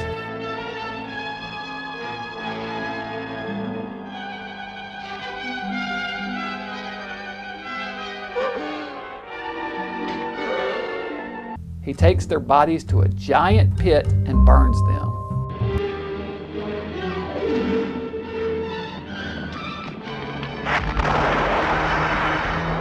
One day, while on his runs, he finds a dog and is thrilled to find another living creature. However, he soon finds that it, too, is infected with the virus and is forced to destroy it. While burying the dog, he spots a woman walking alone, the first person he's seen since the virus struck. At first, she runs from him, but he convinces her to come back to his house with him. Wait, I'm not gonna hurt you. Can't you understand? Wait! Morgan explains to the woman that the best guess for his immunity to the virus is that he was bitten by a bat years earlier while working in Panama. He discovers that the woman, named Ruth, played by Franca Batoya, is carrying the disease. The woman reluctantly admits that she was infected, but is now part of a group that have created a vaccine that temporarily cures the disease. However, she must have regular injections. She also admits that she was sent there to spy on Morgan and learn what he knows of the disease. Her group plans to wipe out the creatures and start mankind over again. Morgan is considered a monster by them, as many of the creatures he destroyed were still alive and loved ones of her group. She warns him that they are coming to kill him, then passes out from a lack of her medicine. To do.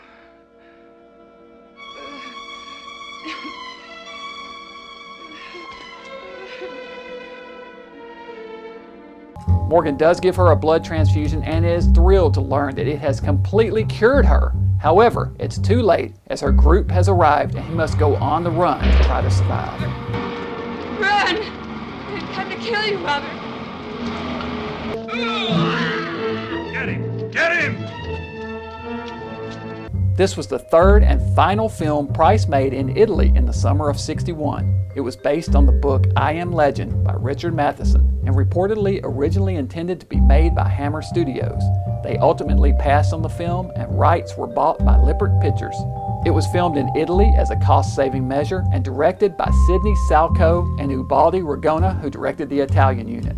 Price had worked with director Salco the previous year on the anthology film Twice Told Tales. This was the first big screen adaptation of the Richard Matheson novel, which would be remade 2 more times, as The Omega Man in 1971, starring Charlton Heston, and I Am Legend in 2007, starring Will Smith. This film is the best of the 3, although The Omega Man is a close second. I Am Legend is very forgettable and not recommended. Richard Matheson said in interviews that he didn't care for Price in the lead role. However, he actually does a fine job as the action hero. This is one of the more physical roles of his entire career, second perhaps only to the 1962 film Confessions of an Opium Eater.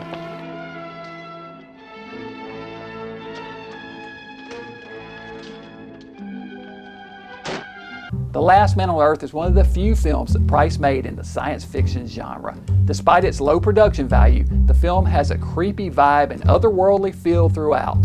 The music is great, and this is an early entry in the field of zombie cinema. The vampires in this movie actually move and act much more like the traditional zombies that we're familiar with nowadays. It's easy to see how this was an influence on George Romero and his Night of the Living Dead, which would be filmed 4 years after this one.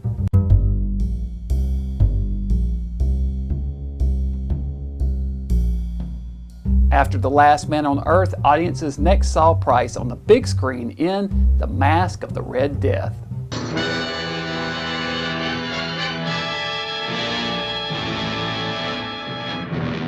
A deadly plague known as the Red Death has struck medieval Europe, and wicked nobleman Prince Prospero, played by Vincent Price, has retreated to his castle for safety. He has invited a group of fellow aristocrats to join him and wait out the plague. He has also taken a young peasant girl named Francesca, played by Jane Asher, prisoner, as well as her fiancé Gino, played by David Weston, and her father Ludovico, played by Nigel Green. Francesca is young and innocent, and Prospero, a practicing Satanist, relishes the opportunity to corrupt her. Prospero's mistress, Juliana, played by Hazel Court, is none too happy with Francesca's presence and jealous that she occupies Prospero's attention. Prospero has a number of events lined up for the entertainment of his guests. Among these is a masquerade ball and a pair of tiny dancers, a dwarf named Hop Toad and his assistant Esmeralda, During their dance routine, Esmeralda accidentally kicks over a goblet of wine, and one of Prospero's guests named Alfredo, played by Patrick McGee, strikes her, infuriating Hop Toad.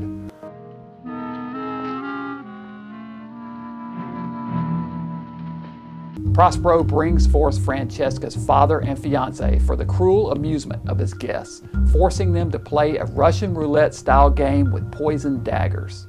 One of them is impregnated with a poison that kills in 5 seconds.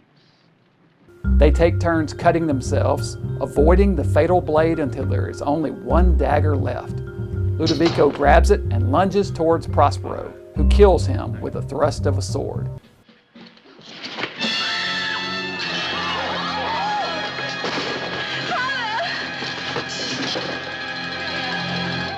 Prospero orders Gino killed as well, but Francesca begs for his life, promising to do anything he wants in return, even devoting herself to his dark religion.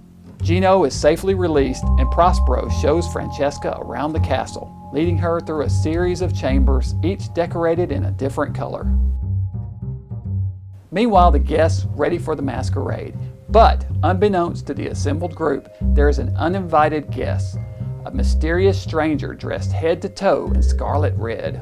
Prospero at first believes this to be an emissary of Satan, but soon learns his true identity. The screenplay for Masque was written by Charles Beaumont, who had previously penned the Price film, The Haunted Palace. It is actually a composite of 2 Edgar Allan Poe stories, The Masque of the Red Death and Hop Frog. In this film, the dwarf dancer Hop Toad gets revenge on his tormentor Alfredo in much the same way as the printed story. He tricks Alfredo into dressing as an ape for the masquerade and sets him on fire, burning him alive.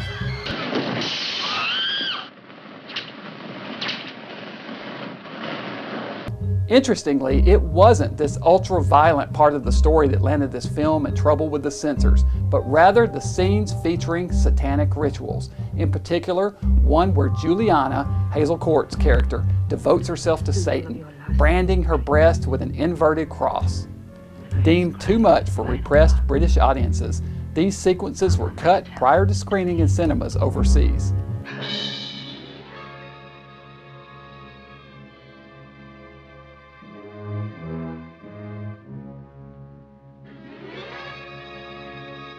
The Masque of the Red Death is considered Corman's masterpiece by many critics, and rightfully so.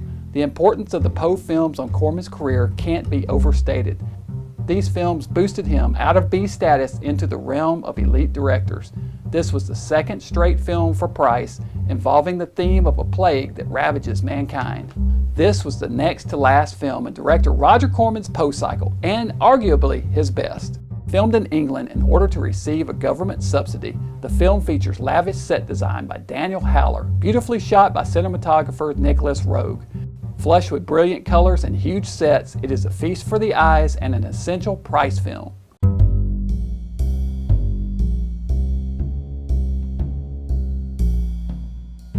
1965 marked the beginning of a new creative venture for Vincent, as he and wife Mary co-authored a new cookbook entitled A Treasury of Great Recipes.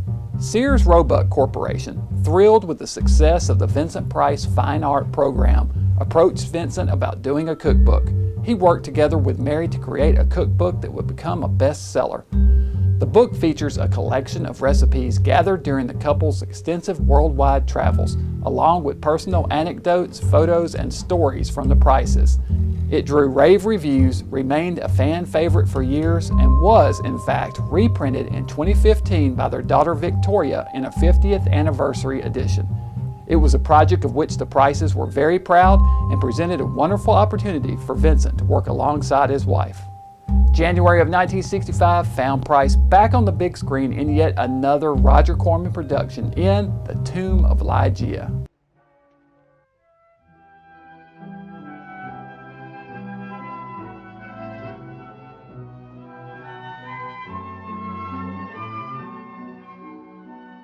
The film opens on a funeral procession as a man named Verdun Fell, played by Vincent Price, is burying his wife Ligeia, played by Elizabeth Shepard. During the service, a black cat jumps onto the coffin and Ligeia's eyes briefly open, Fell explains this away as a nervous contraction, and they continue burying her. A nervous contraction. Nothing more.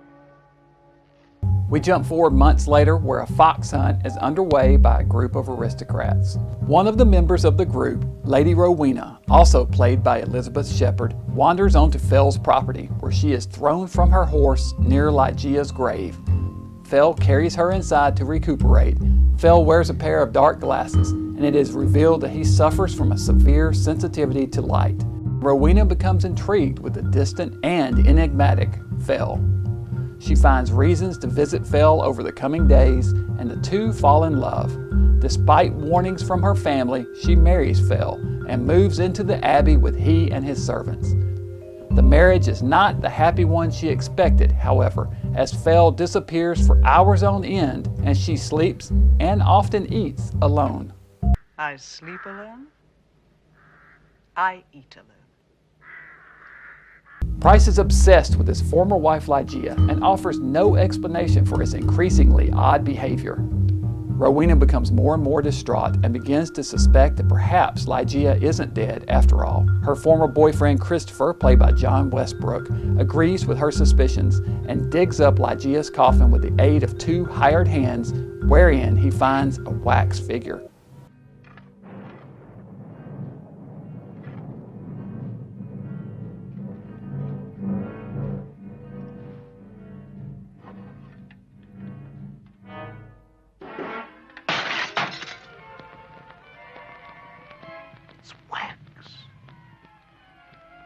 Meanwhile, Rowena wanders the abbey alone, where she finds a secret passageway leading to a hidden chamber and the secret to Fell's odd behavior.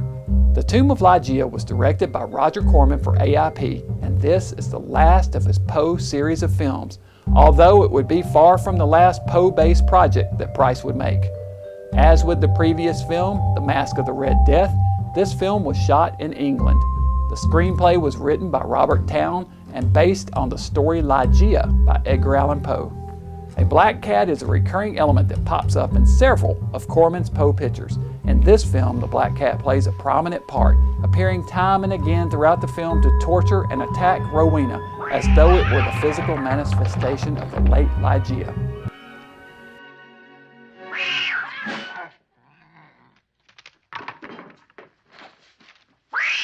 Burned Fell's light sensitivity is reminiscent of an earlier Corman picture, as well as Price's character in House of Usher suffered from both light and sound sensitivity. The wax figure unearthed in the coffin is a nice homage to Price's best-known horror film, House of Wax, especially when it catches on fire and burns. The set design and costumes are all top-notch in this period piece, which makes effective use of real-life settings and English countryside. It all works together to create an effective Gothic romance and fitting finale to the successful series of Poe films from director Roger Corman. Price excelled at playing the tortured, sensitive artist and turns in a brooding, melancholy performance in this one.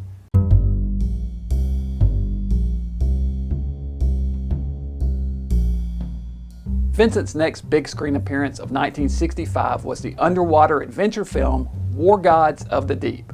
One gloomy evening on a rocky coastline in England, a body washes ashore. It is discovered by a group of fishermen, and we learn that it is the body of Mr. Penrose, a lawyer who's been advising Miss Jill Tregellis, played by Susan Hart, an American staying at a local hotel. Ben Harris, played by Tab Hunter, is a fellow American engineer studying the mines around the area. He goes to the hotel to inform Miss Tregellis of the man's death. When he arrives, he finds Jill with a fellow guest named Harold Tufnell Jones, played by David Tomlinson, an eccentric painter who carries a pet chicken named Herbert everywhere he goes. Before Ben can inform her of Miss Penrose's death, there's a ruckus from his study. Ben rushes in to find the lights out and a strange creature moving around in the dark. It escapes through a hidden doorway in the darkness. One of the fishermen tells a strange story about a city called Leonis, the lost city under the sea. Supposedly, thousands of years ago, the city was mysteriously swallowed up by the sea, and strange bells are heard from time to time, heralding death. Meanwhile, back at the hotel, the group finds that the study has been ransacked and a book stolen, along with a sketch of Jill that Harold made, a preliminary sketch for a painting that he was planning.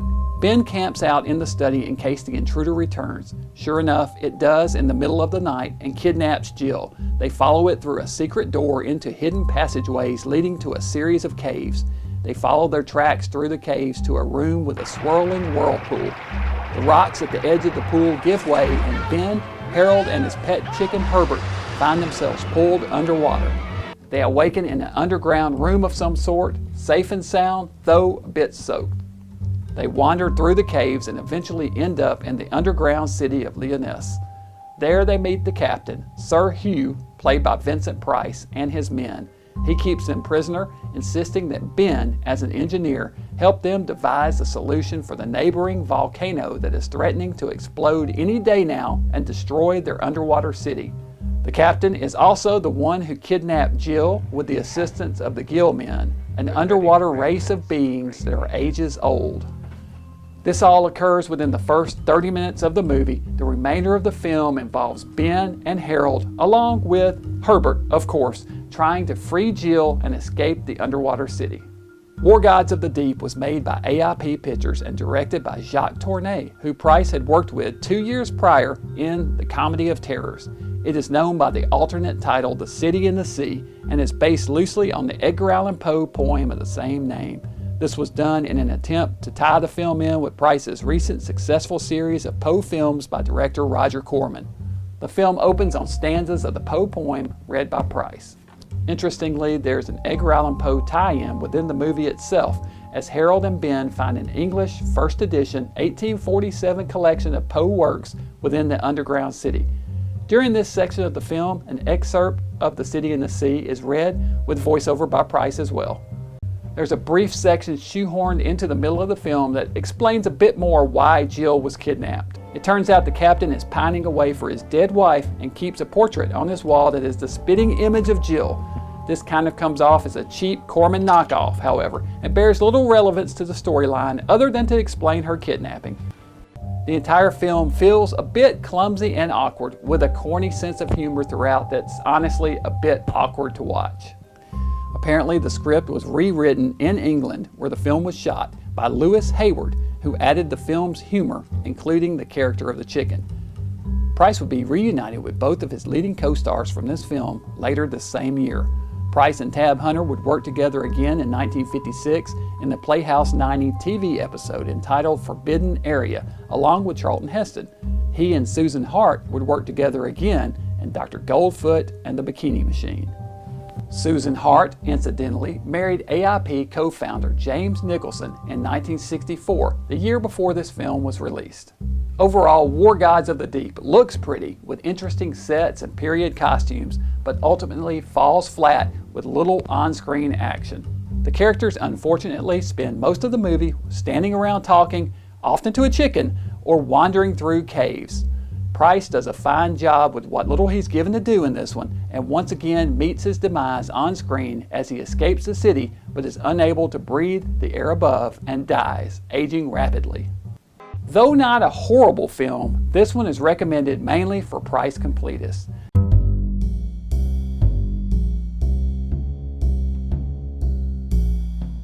Vincent's next big screen appearance was the 1965 horror comedy spy beach picture Dr. Goldfoot and the Bikini Machine.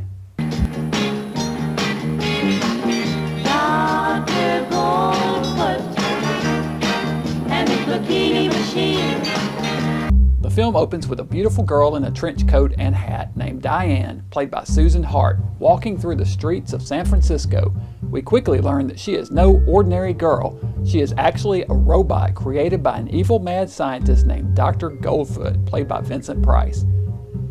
She is part of a troupe of mechanical femme fatales sent on a mission to use their feminine wiles and gold bikinis to ensnare the world's wealthiest men so Goldfoot can steal their fortunes. Diane is mistakenly sent to visit a bachelor named Craig Gamble, played by Frankie Avalon. When Goldfoot realizes his mistake, caused by his assistant Igor, played by Jack Mulaney, he quickly orders her to leave Craig and find her true target, millionaire playboy Todd Armstrong, played by Dwayne Hickman. Craig is heartbroken and determined to find Diane. He sees her in the paper a few days later in a wedding announcement, pictured with Todd. How could you? What? Nothing. Craig runs into Diane on the street a few days later and confronts her. She pretends not to know him and tries to leave. In the process, her hand comes off her body, and Craig realizes she's a robot.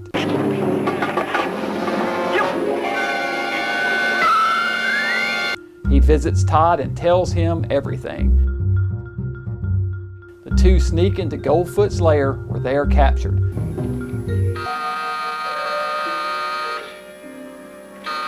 Visitors. Could that be Mr. Gamble and Mr. Armstrong? Could be. Could be. Everything comes to him who waits, Igor. Let us see.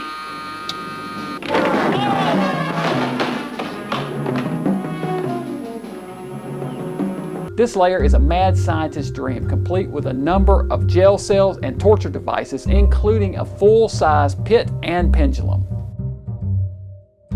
Craig and Todd escape the death trap, and there's an extended chase scene where Igor and Goldfoot pursue the pair in a variety of vehicles, including a motorcycle and sidecar and even a trolley car. Dr. Goldfoot and the Bikini Machine was directed by Norman Torog for AIP Pictures. It was an attempt to cash in on both the successful beach films of AIP and the spy craze ignited by the popular James Bond films. The opening title sequence featured clay animation by Art Clokey and a catchy theme song performed by none other than the Supremes. There are a number of references to previous Price films throughout this picture, including most notably the pit and the pendulum in the torture sequence of the film, which Dr. Goldfoot has Todd Armstrong strapped onto with the swinging blade descending. Several cast members of the beach films make cameos in this movie, including Annette Funicello, Can't be. and Harvey Limbeck. Why me? Why me all the time? The film aired in November of 1965, accompanied by a half-hour black and white made-for-TV special called The Weird World of Dr. Goldfoot, in which Price, Harvey Limbeck, and Susan Hart all starred as well. Hi there, sports fans. I'm Dr. Goldfoot. In this world, there are good people and bad people. 3 guesses as to which side I'm on. The film did well enough in the box office to warrant a sequel the following year and became a cult favorite over the years. This film is an exercise in high camp, and Price truly appears to be having the time of his life in the process. And who wouldn't, surrounded by hordes of bikini-clad beauties who break into dance at any given moment. The film has been criticized over time for its sexist themes, and perhaps rightly so, but overall, Dr. Goldfoot and the Bikini Machine is a fun, campy romp not meant to be taken seriously.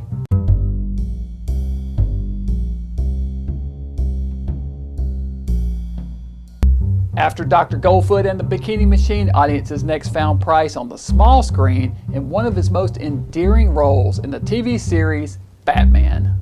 This is an acid egg, Batman. One move and I'll drop it on Robin's head. Nobody could be that rotten. On October 19, 1966, Price made his first appearance as arch-villain Egghead, a bald-headed baddie with a penchant for bad puns and rotten eggs. This was the first of a 2-part episode, the second half airing the following evening. Price would appear 7 times in total as Egghead from 1966 to 1967, truly embracing the campy fun of the show. My criminal career is now extinct. Vincent's next big screen appearance was the 1966 film Dr. Goldfoot and the Girl Bombs.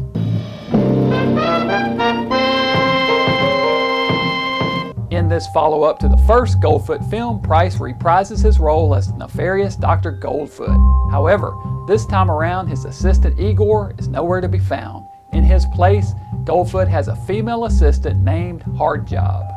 Goldfoot once again is up to no good and has rebuilt his girl-making machine. However, his girls this time out are much more deadly, as he has upgraded the machine to create actual girl bombs that explode with a single kiss. 7 NATO generals are gathering in Rome for a series of war games. Goldfoot has sent his girl bombs to seduce and take the generals out with a bang. His ultimate scheme is to trick the US and Russia into World War III by dropping a nuke on Moscow. They do look real, don't they? A former Secret Intelligence Command agent, that's SIC for short, named Bill Dexter, played by Fabian, has caught wind of Goldfoot's scheme. Along the way, he falls for a secretary named Rosanna, played by Laura Antonelli, who is kidnapped by Goldfoot. Together with a pair of bumbling SIC agents, played by Italian comedy duo Franco and Ciccio, he sets out to free Rosanna and save the day. It all culminates with a chase scene, much like the first film, except this time the good guys are pursuing Goldfoot and Company, on foot, through an amusement park where they ride a variety of attractions, and even on a hot air balloon that inexplicably catches up with Goldfoot's jet airplane. Dr. Goldfoot and the Girl Bombs was made by American International Pictures and directed by Mario Bava.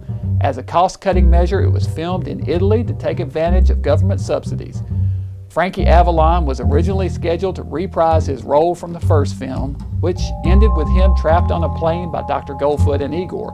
But he was unable to make the film, and Fabian was selected as his replacement. Franco and Ciccio, the bumbling SIC agents, were huge stars in Italy at this time. There is an entirely different cut of this film, made for Italian audiences, called The Spies Who Came In From the Cool, which features Franco and Ciccio much more prominently. It was wildly successful in Italy and was, in fact, one of Bava's highest grossing pictures.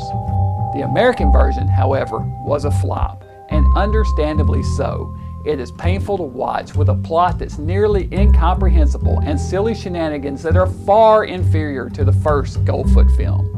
You know, looking at this movie 50 years later through American eyes, it just doesn't hold up. Where Dr. Goldfoot and the Bikini Machine became a cult favorite, the sequel is better left forgotten. The Italian comedy duo of Franco and Ciccio in particular are just not funny, and something's lost in translation. About this movie, Price said, "It was one of the most dreadful movies I've ever been in. Just about everything that could go wrong did. At one point, they even lost the soundtrack to the whole movie. They literally lost it."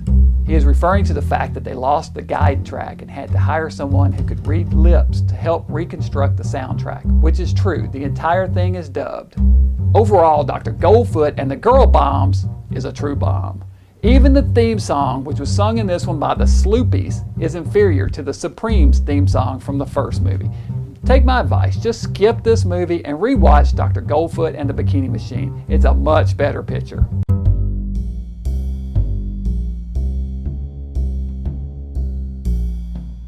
In 1967, it was more foreign film action for Price as he appeared in the sleazy suspense thriller House of 1,000 Dolls.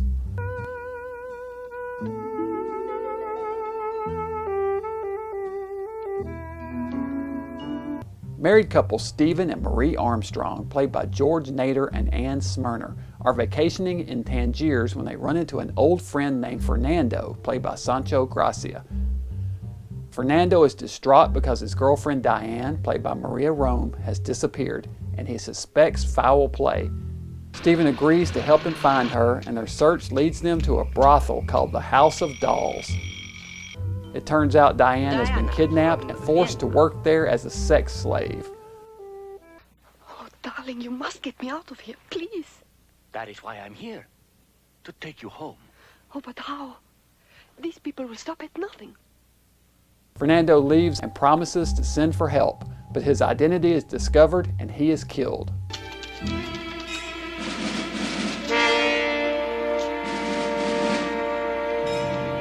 Stephen is called to the morgue to identify the body of his friend. He vows to find those responsible and bring them to justice. Near Fernando's body, they found a playing card of the King of Hearts, as well as a small doll. He learns that the King of Hearts is the code name for the leader of a slavery ring, and the doll is a pass key to get into the House of Dolls. The House of Dolls is secretly working with a stage magician named Felix, aka the Great Mandeville, played by Vincent Price. Along with his assistant Rebecca, played by Martha Heyer, they identify and capture beautiful and unsuspecting women at their shows for the slave traders. While Stephen is following leads on Fernando's death with the local police, his wife Marie attends Felix's show. She is captured and taken to the House of Dolls. It is up to Stephen to discover the true identity of the King of Hearts and rescue his wife from the clutches of the slave traders. House of 1,000 Dolls was filmed on location in Spain. It was directed by Jeremy Summers for AIP Pictures and was originally released overseas in 1967, although it wouldn't reach the United States until March of 1968. Maria Rome, who plays Diane in this film, was in real life married to the film's producer and writer, Harry Towers. This was the third film in which Price played a stage magician, having previously played one in The Mad Magician in 1954 and The Long Night in 1947. As in both of those films, Price once again meets a violent end, this time falling to his death.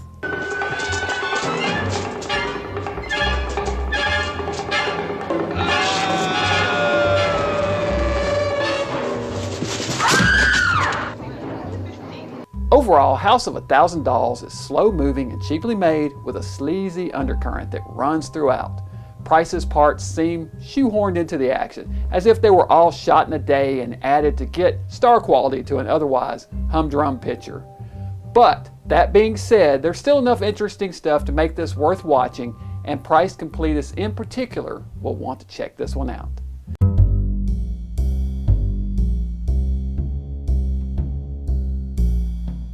1967 saw a return to the Western genre for Vincent in the unconventional shoot-'em-up, The Jackals. This film is actually a remake of the 1948 film Yellow Sky, but it's set, oddly enough, in South Africa.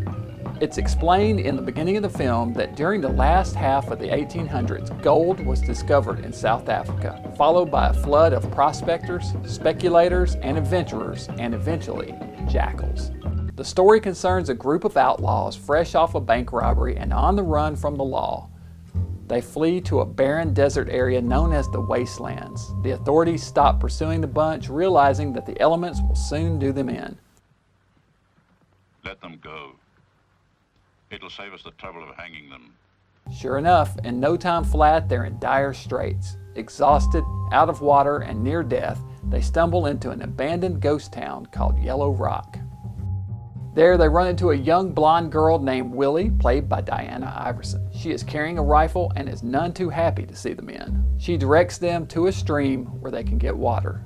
They follow her back to her house where she lives alone with her grandfather, Opa, played by Vincent Price. The leader of the group, Stretch, played by Robert Gunner, approaches and asks for food. Willie refuses and demands they leave immediately. Opa comes out of the house and Stretch again asks if they can have food. Opa agrees, to Willie's dismay. You shouldn't have given in to him that easy, Opa. I know what I'm doing, Willie. I know what I'm doing. Don't feed him, and right away they begin suspecting things. The group decides to stay a few days to rest and let their horses get their legs back. One gang member, Dandy, played by Bob Courtney, begins to suspect Opa's motives. He wonders why Opa and Willie would stay out in the desert alone and believes they're secretly hoarding gold. Sure enough, it turns out there is new panning equipment nearby, and they realize the old man is indeed sitting on a fortune. They head back to the house the following day, but Opa and Willie have caught on to the group and fled to the hills. A gunfight breaks out between the two groups. Opa is shot in the leg and Willie surrenders. Hold your fire! They take Opa back to the house where he agrees to tell them where the money is if they will agree to a 50-50 split with him. Stretch says yes, and Opa informs the men that the gold is hidden in a nearby mine, but the entrance is collapsed and they'll have to dig it out. The men set to work. In the meantime, Stretch and Willie have gotten to know each other well and are beginning to fall in love. Stretch realizes his men have no intention on sticking to their deal with Opa and plan to take all the money, kill the old man, and have their way with Willie. He has a change of heart and ends up joining Opa and Willie in a fight to the finish against his former partners. The Jackals was made by director Robert D. Webb and distributed by 20th Century Fox. It was filmed on location in South Africa. The original version of the film, Yellow Sky, starred Gregory Peck, Ann Baxter, and James Barton in the grandfather role. The Jackals was released in South Africa in November of 1967, but was never theatrically released in the U.S.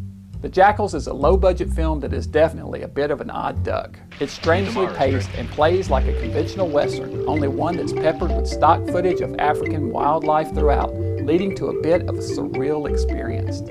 Vincent is hamming it up throughout, and his performance is the highlight of the film. Yeah, we do have some gold, but I'm not going to tell you where it is. This movie is far inferior to the original version, Yellow Sky, but it's definitely still worth watching, if only for the oddbeat element of cowboys in South Africa. That's something you just don't see every day.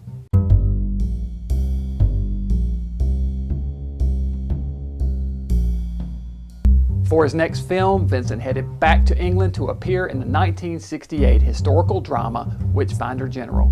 Released in the U.S. under the title The Conqueror Worm, Witchfinder General is based on the 1966 novel of the same name by Ronald Bassett. It is loosely based on the real-life exploits of Matthew Hopkins, played by Vincent Price, and his associate John Stern, played by Robert Russell, self-appointed witch hunters for the Crown of England. They roamed the countryside in the 1600s during the British Civil War, investigating reports of witchcraft and forcing confessions from the accused through a series of brutal tortures.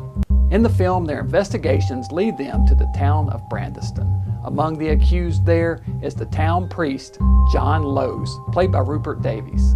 The duo tortures Lowes until he is near death. His daughter Sarah, played by Hilary Dwyer, informs Hopkins she will do anything to save her father, even giving in to his sexual advances. The next day, Hopkins is called away on business, and while he is out of town, Stern, who is jealous of Hopkins, rapes Sarah. When Hopkins returns, he learns of Stern's actions and forgoes his promise to Sarah to keep her father safe. The priest. I've changed my mind. They execute him alongside two other accused witches. Sarah's fiancé is a soldier named Richard Marshall, played by Ian Ogilvy. He returns from the war to learn what has happened to Sarah and her father. Incensed, he vows to make Hopkins and Stern pay for their actions. He marries Sarah in a makeshift ceremony, then sets out on a quest for revenge. Witchfinder General was directed by Michael Reeves for Tygon Pictures and distributed by AIP. Reeves was a young, up-and-coming director, only 24 years of age at the time of production on this film. He co-wrote the script and initially intended for Donald Pleasance to play the lead role of Matthew Hopkins. The studio insisted on Vincent Price in the role, however, which incensed the young director. He treated Vincent coldly throughout filming, and he and Price butted heads constantly. Vincent Price was one of the biggest stars in the world at this point. He naturally resented the snot-nosed young director treating him so rudely. This resulted in an uncomfortable shooting set and an antagonistic relationship between the two men. Reeves rode Price constantly during the shooting, insisting he refrain from any semblance of camp delivery for which Price is so well known. The end result, however, was hard to argue. Price delivered one of the best performances of his entire career, a ruthless and vicious character played deadly serious throughout the film. The film has been criticized for its excessive violence, which features multiple instances of sadistic torture and rape. The end of the movie is especially brutal and one that leaves a lasting impression on the viewer. It also features what is perhaps the most violent death scene for Price from all of his pictures. Witchfinder General was censored in England before release, with some of the violence removed. It still met with heavy criticism. In America, it was released on May 15, 1968 under the title The Conqueror Worm, in an attempt to make it fit in with the Poe series of AIP films. They added a voiceover at the beginning and end of the film featuring Price reciting lines from the Poe poem of the same name. Otherwise, the film has no connection to Poe whatsoever. Reeves was next assigned to direct Price in The Oblong Box, but died tragically a few months after the release of Witchfinder General from a drug overdose. Whether accidental or by design remains up for question, but what is certain is the film world lost a bright young talent. Interestingly, Price would be reunited with both Hilary Dwyer and Rupert Davies in The Oblong Box. Witchfinder General stands out as one of the best films from Price's entire career. While a difficult and personally challenging shoot for Price, the end result was one of his best performances. It's a shame that Reeves died at such a young age, as it would have been interesting to see what the two would have come up with had they worked together again.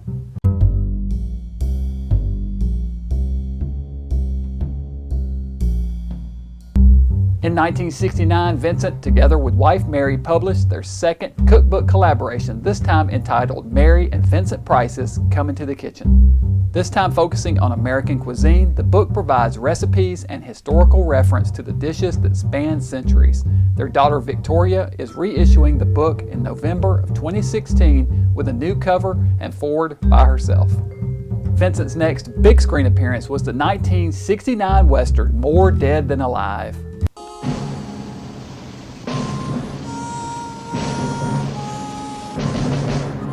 Set in 1891, the story follows a former criminal named Cain, played by Clint Walker, who is released after 18 years in federal prison. He is a rehabilitated man with dreams of making an honest life for himself. He heads to the town of Las Renas to look for work. Turns out there is a traveling sideshow in town, Ruffalo's shooting show and death display. The owner, Dan Ruffalo, played by Vincent Price, recognizes Cain. Among the artifacts on display in his show is the pistol Cain used in his former life, complete with 12 notches on the handle. Bet you never thought you'd see that again, did you, Cain? Ruffalo tries to convince Cain to join his traveling show and perform shooting stunts for the spectators. Cain refuses as he wants nothing further to do with guns. He gets a job delivering a wagon of goods to a nearby mine, but once he gets to the cave, he is ambushed and knocked unconscious by a group of criminals from his past.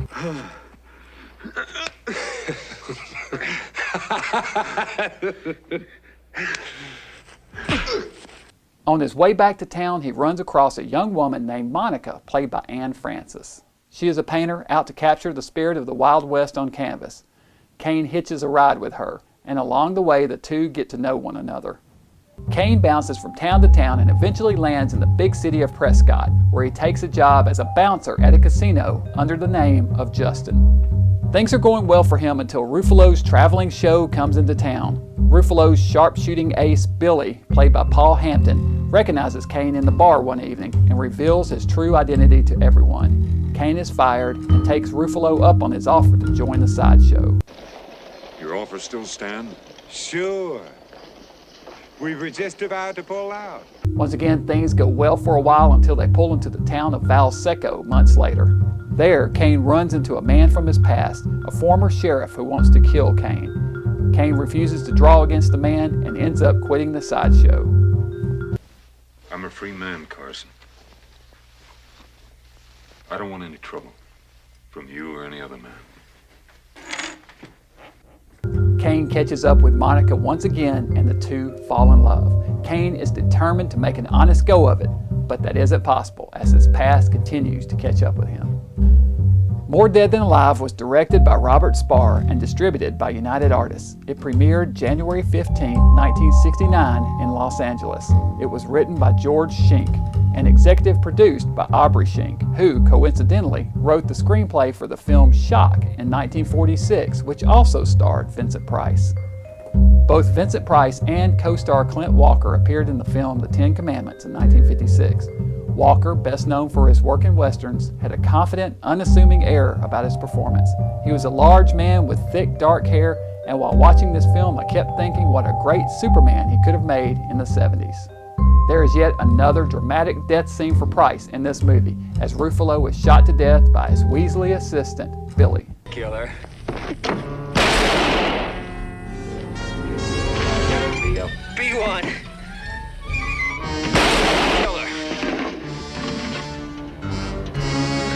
Overall, More Dead Than Alive is a good picture with decent production value.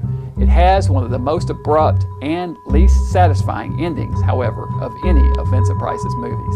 Price is a natural as Ruffalo and turns in an enthusiastic performance. This is probably the best of all the westerns that Price appeared in, unless you count Baron of Arizona as a western.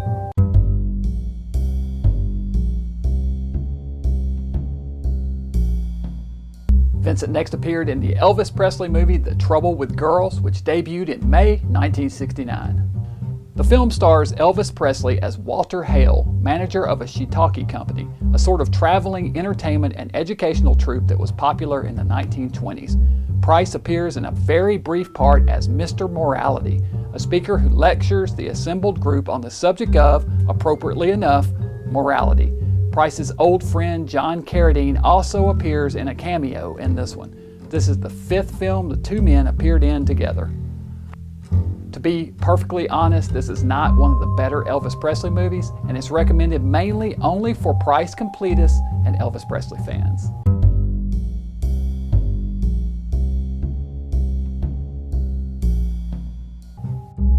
Vincent's final film role of the 1960s debuted June 11, 1969. It was yet another AIP Poe film, The Oblong Box.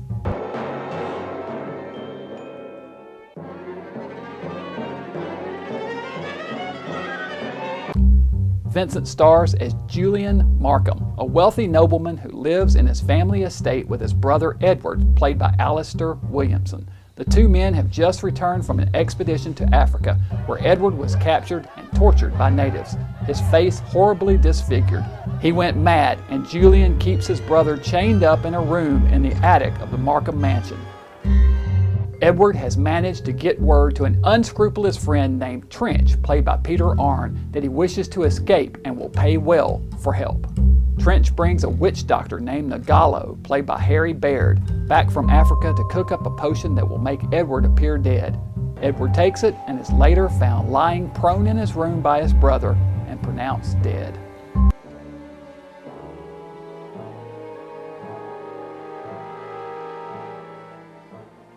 Oh, Edward, why did they have to take you? Can your soul ever forgive mine?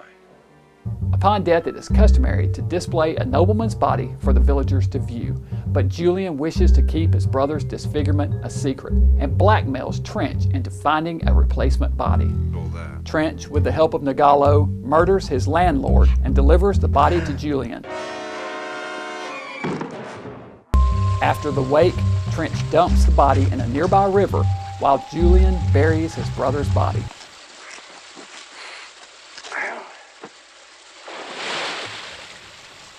Now that the ordeal of caring for his insane brother is over, Julian asks his sweetheart Elizabeth, played by Hilary Dwyer, to marry him, and she agrees. Grave robbing was a common occurrence in those days. A trio of grave robbers digs up Edward's body the very evening it's interred and sells it to a local doctor named Dr. Newhart, played by Christopher Lee, for medical research. Upon opening the coffin, Dr. Newhart is startled to find Edward still alive. Edward dons a red velvet hood to hide his scars. He threatens to tell the authorities of Newhart's involvement with the body snatchers unless he lets him stay at his house. Your body snatchers seem to have thrown you on the murder trail last night, Doctor. Would you like anyone to know about that? He then sets out to settle the score against everyone who has done him wrong, prowling by night on a killing spree.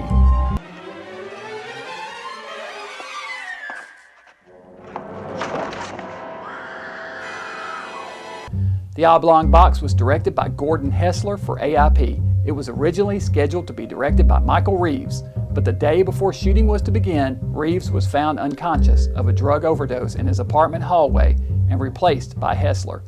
Shooting began in November of 1968. Reeves died in February 1969 of another drug overdose. Vincent Price, Rupert Davies, Hilary Dwyer, and director Michael Reeves had all worked together earlier that same year in the film Witchfinder General. Price and director Gordon Hessler would go on to work together twice more after this in Scream and Scream Again and Cry of the Banshees, which would also star Hilary Dwyer. This film is notable in that it's the first time that Price and Christopher Lee worked together. The two became lifelong friends and discovered that they shared a birthday, May 27th. They would work together twice more in Scream and Scream Again in 1970 and House of Long Shadows in 1983. The 1960s were, without a doubt, Vincent's busiest and most productive decade. In addition to acting, he made numerous television appearances throughout the decade on game shows, television dramas, and talk shows. He stayed busy in theater, gave lectures, made personal appearances, wrote a syndicated newspaper column on art, and was spokesman for the Sears collection of fine art. On a personal front, his daughter Victoria was born in 1962. He traveled the world with his family, and he published 2 cookbooks with wife Mary. He was an international film star and more popular than ever. The next decade would be quite different from this one, however, full of change and turmoil, as well as new beginnings for the Master of Menace. Be sure and join me back here for more of the fantastic films of Vincent Price as we explore his career throughout the 1970s.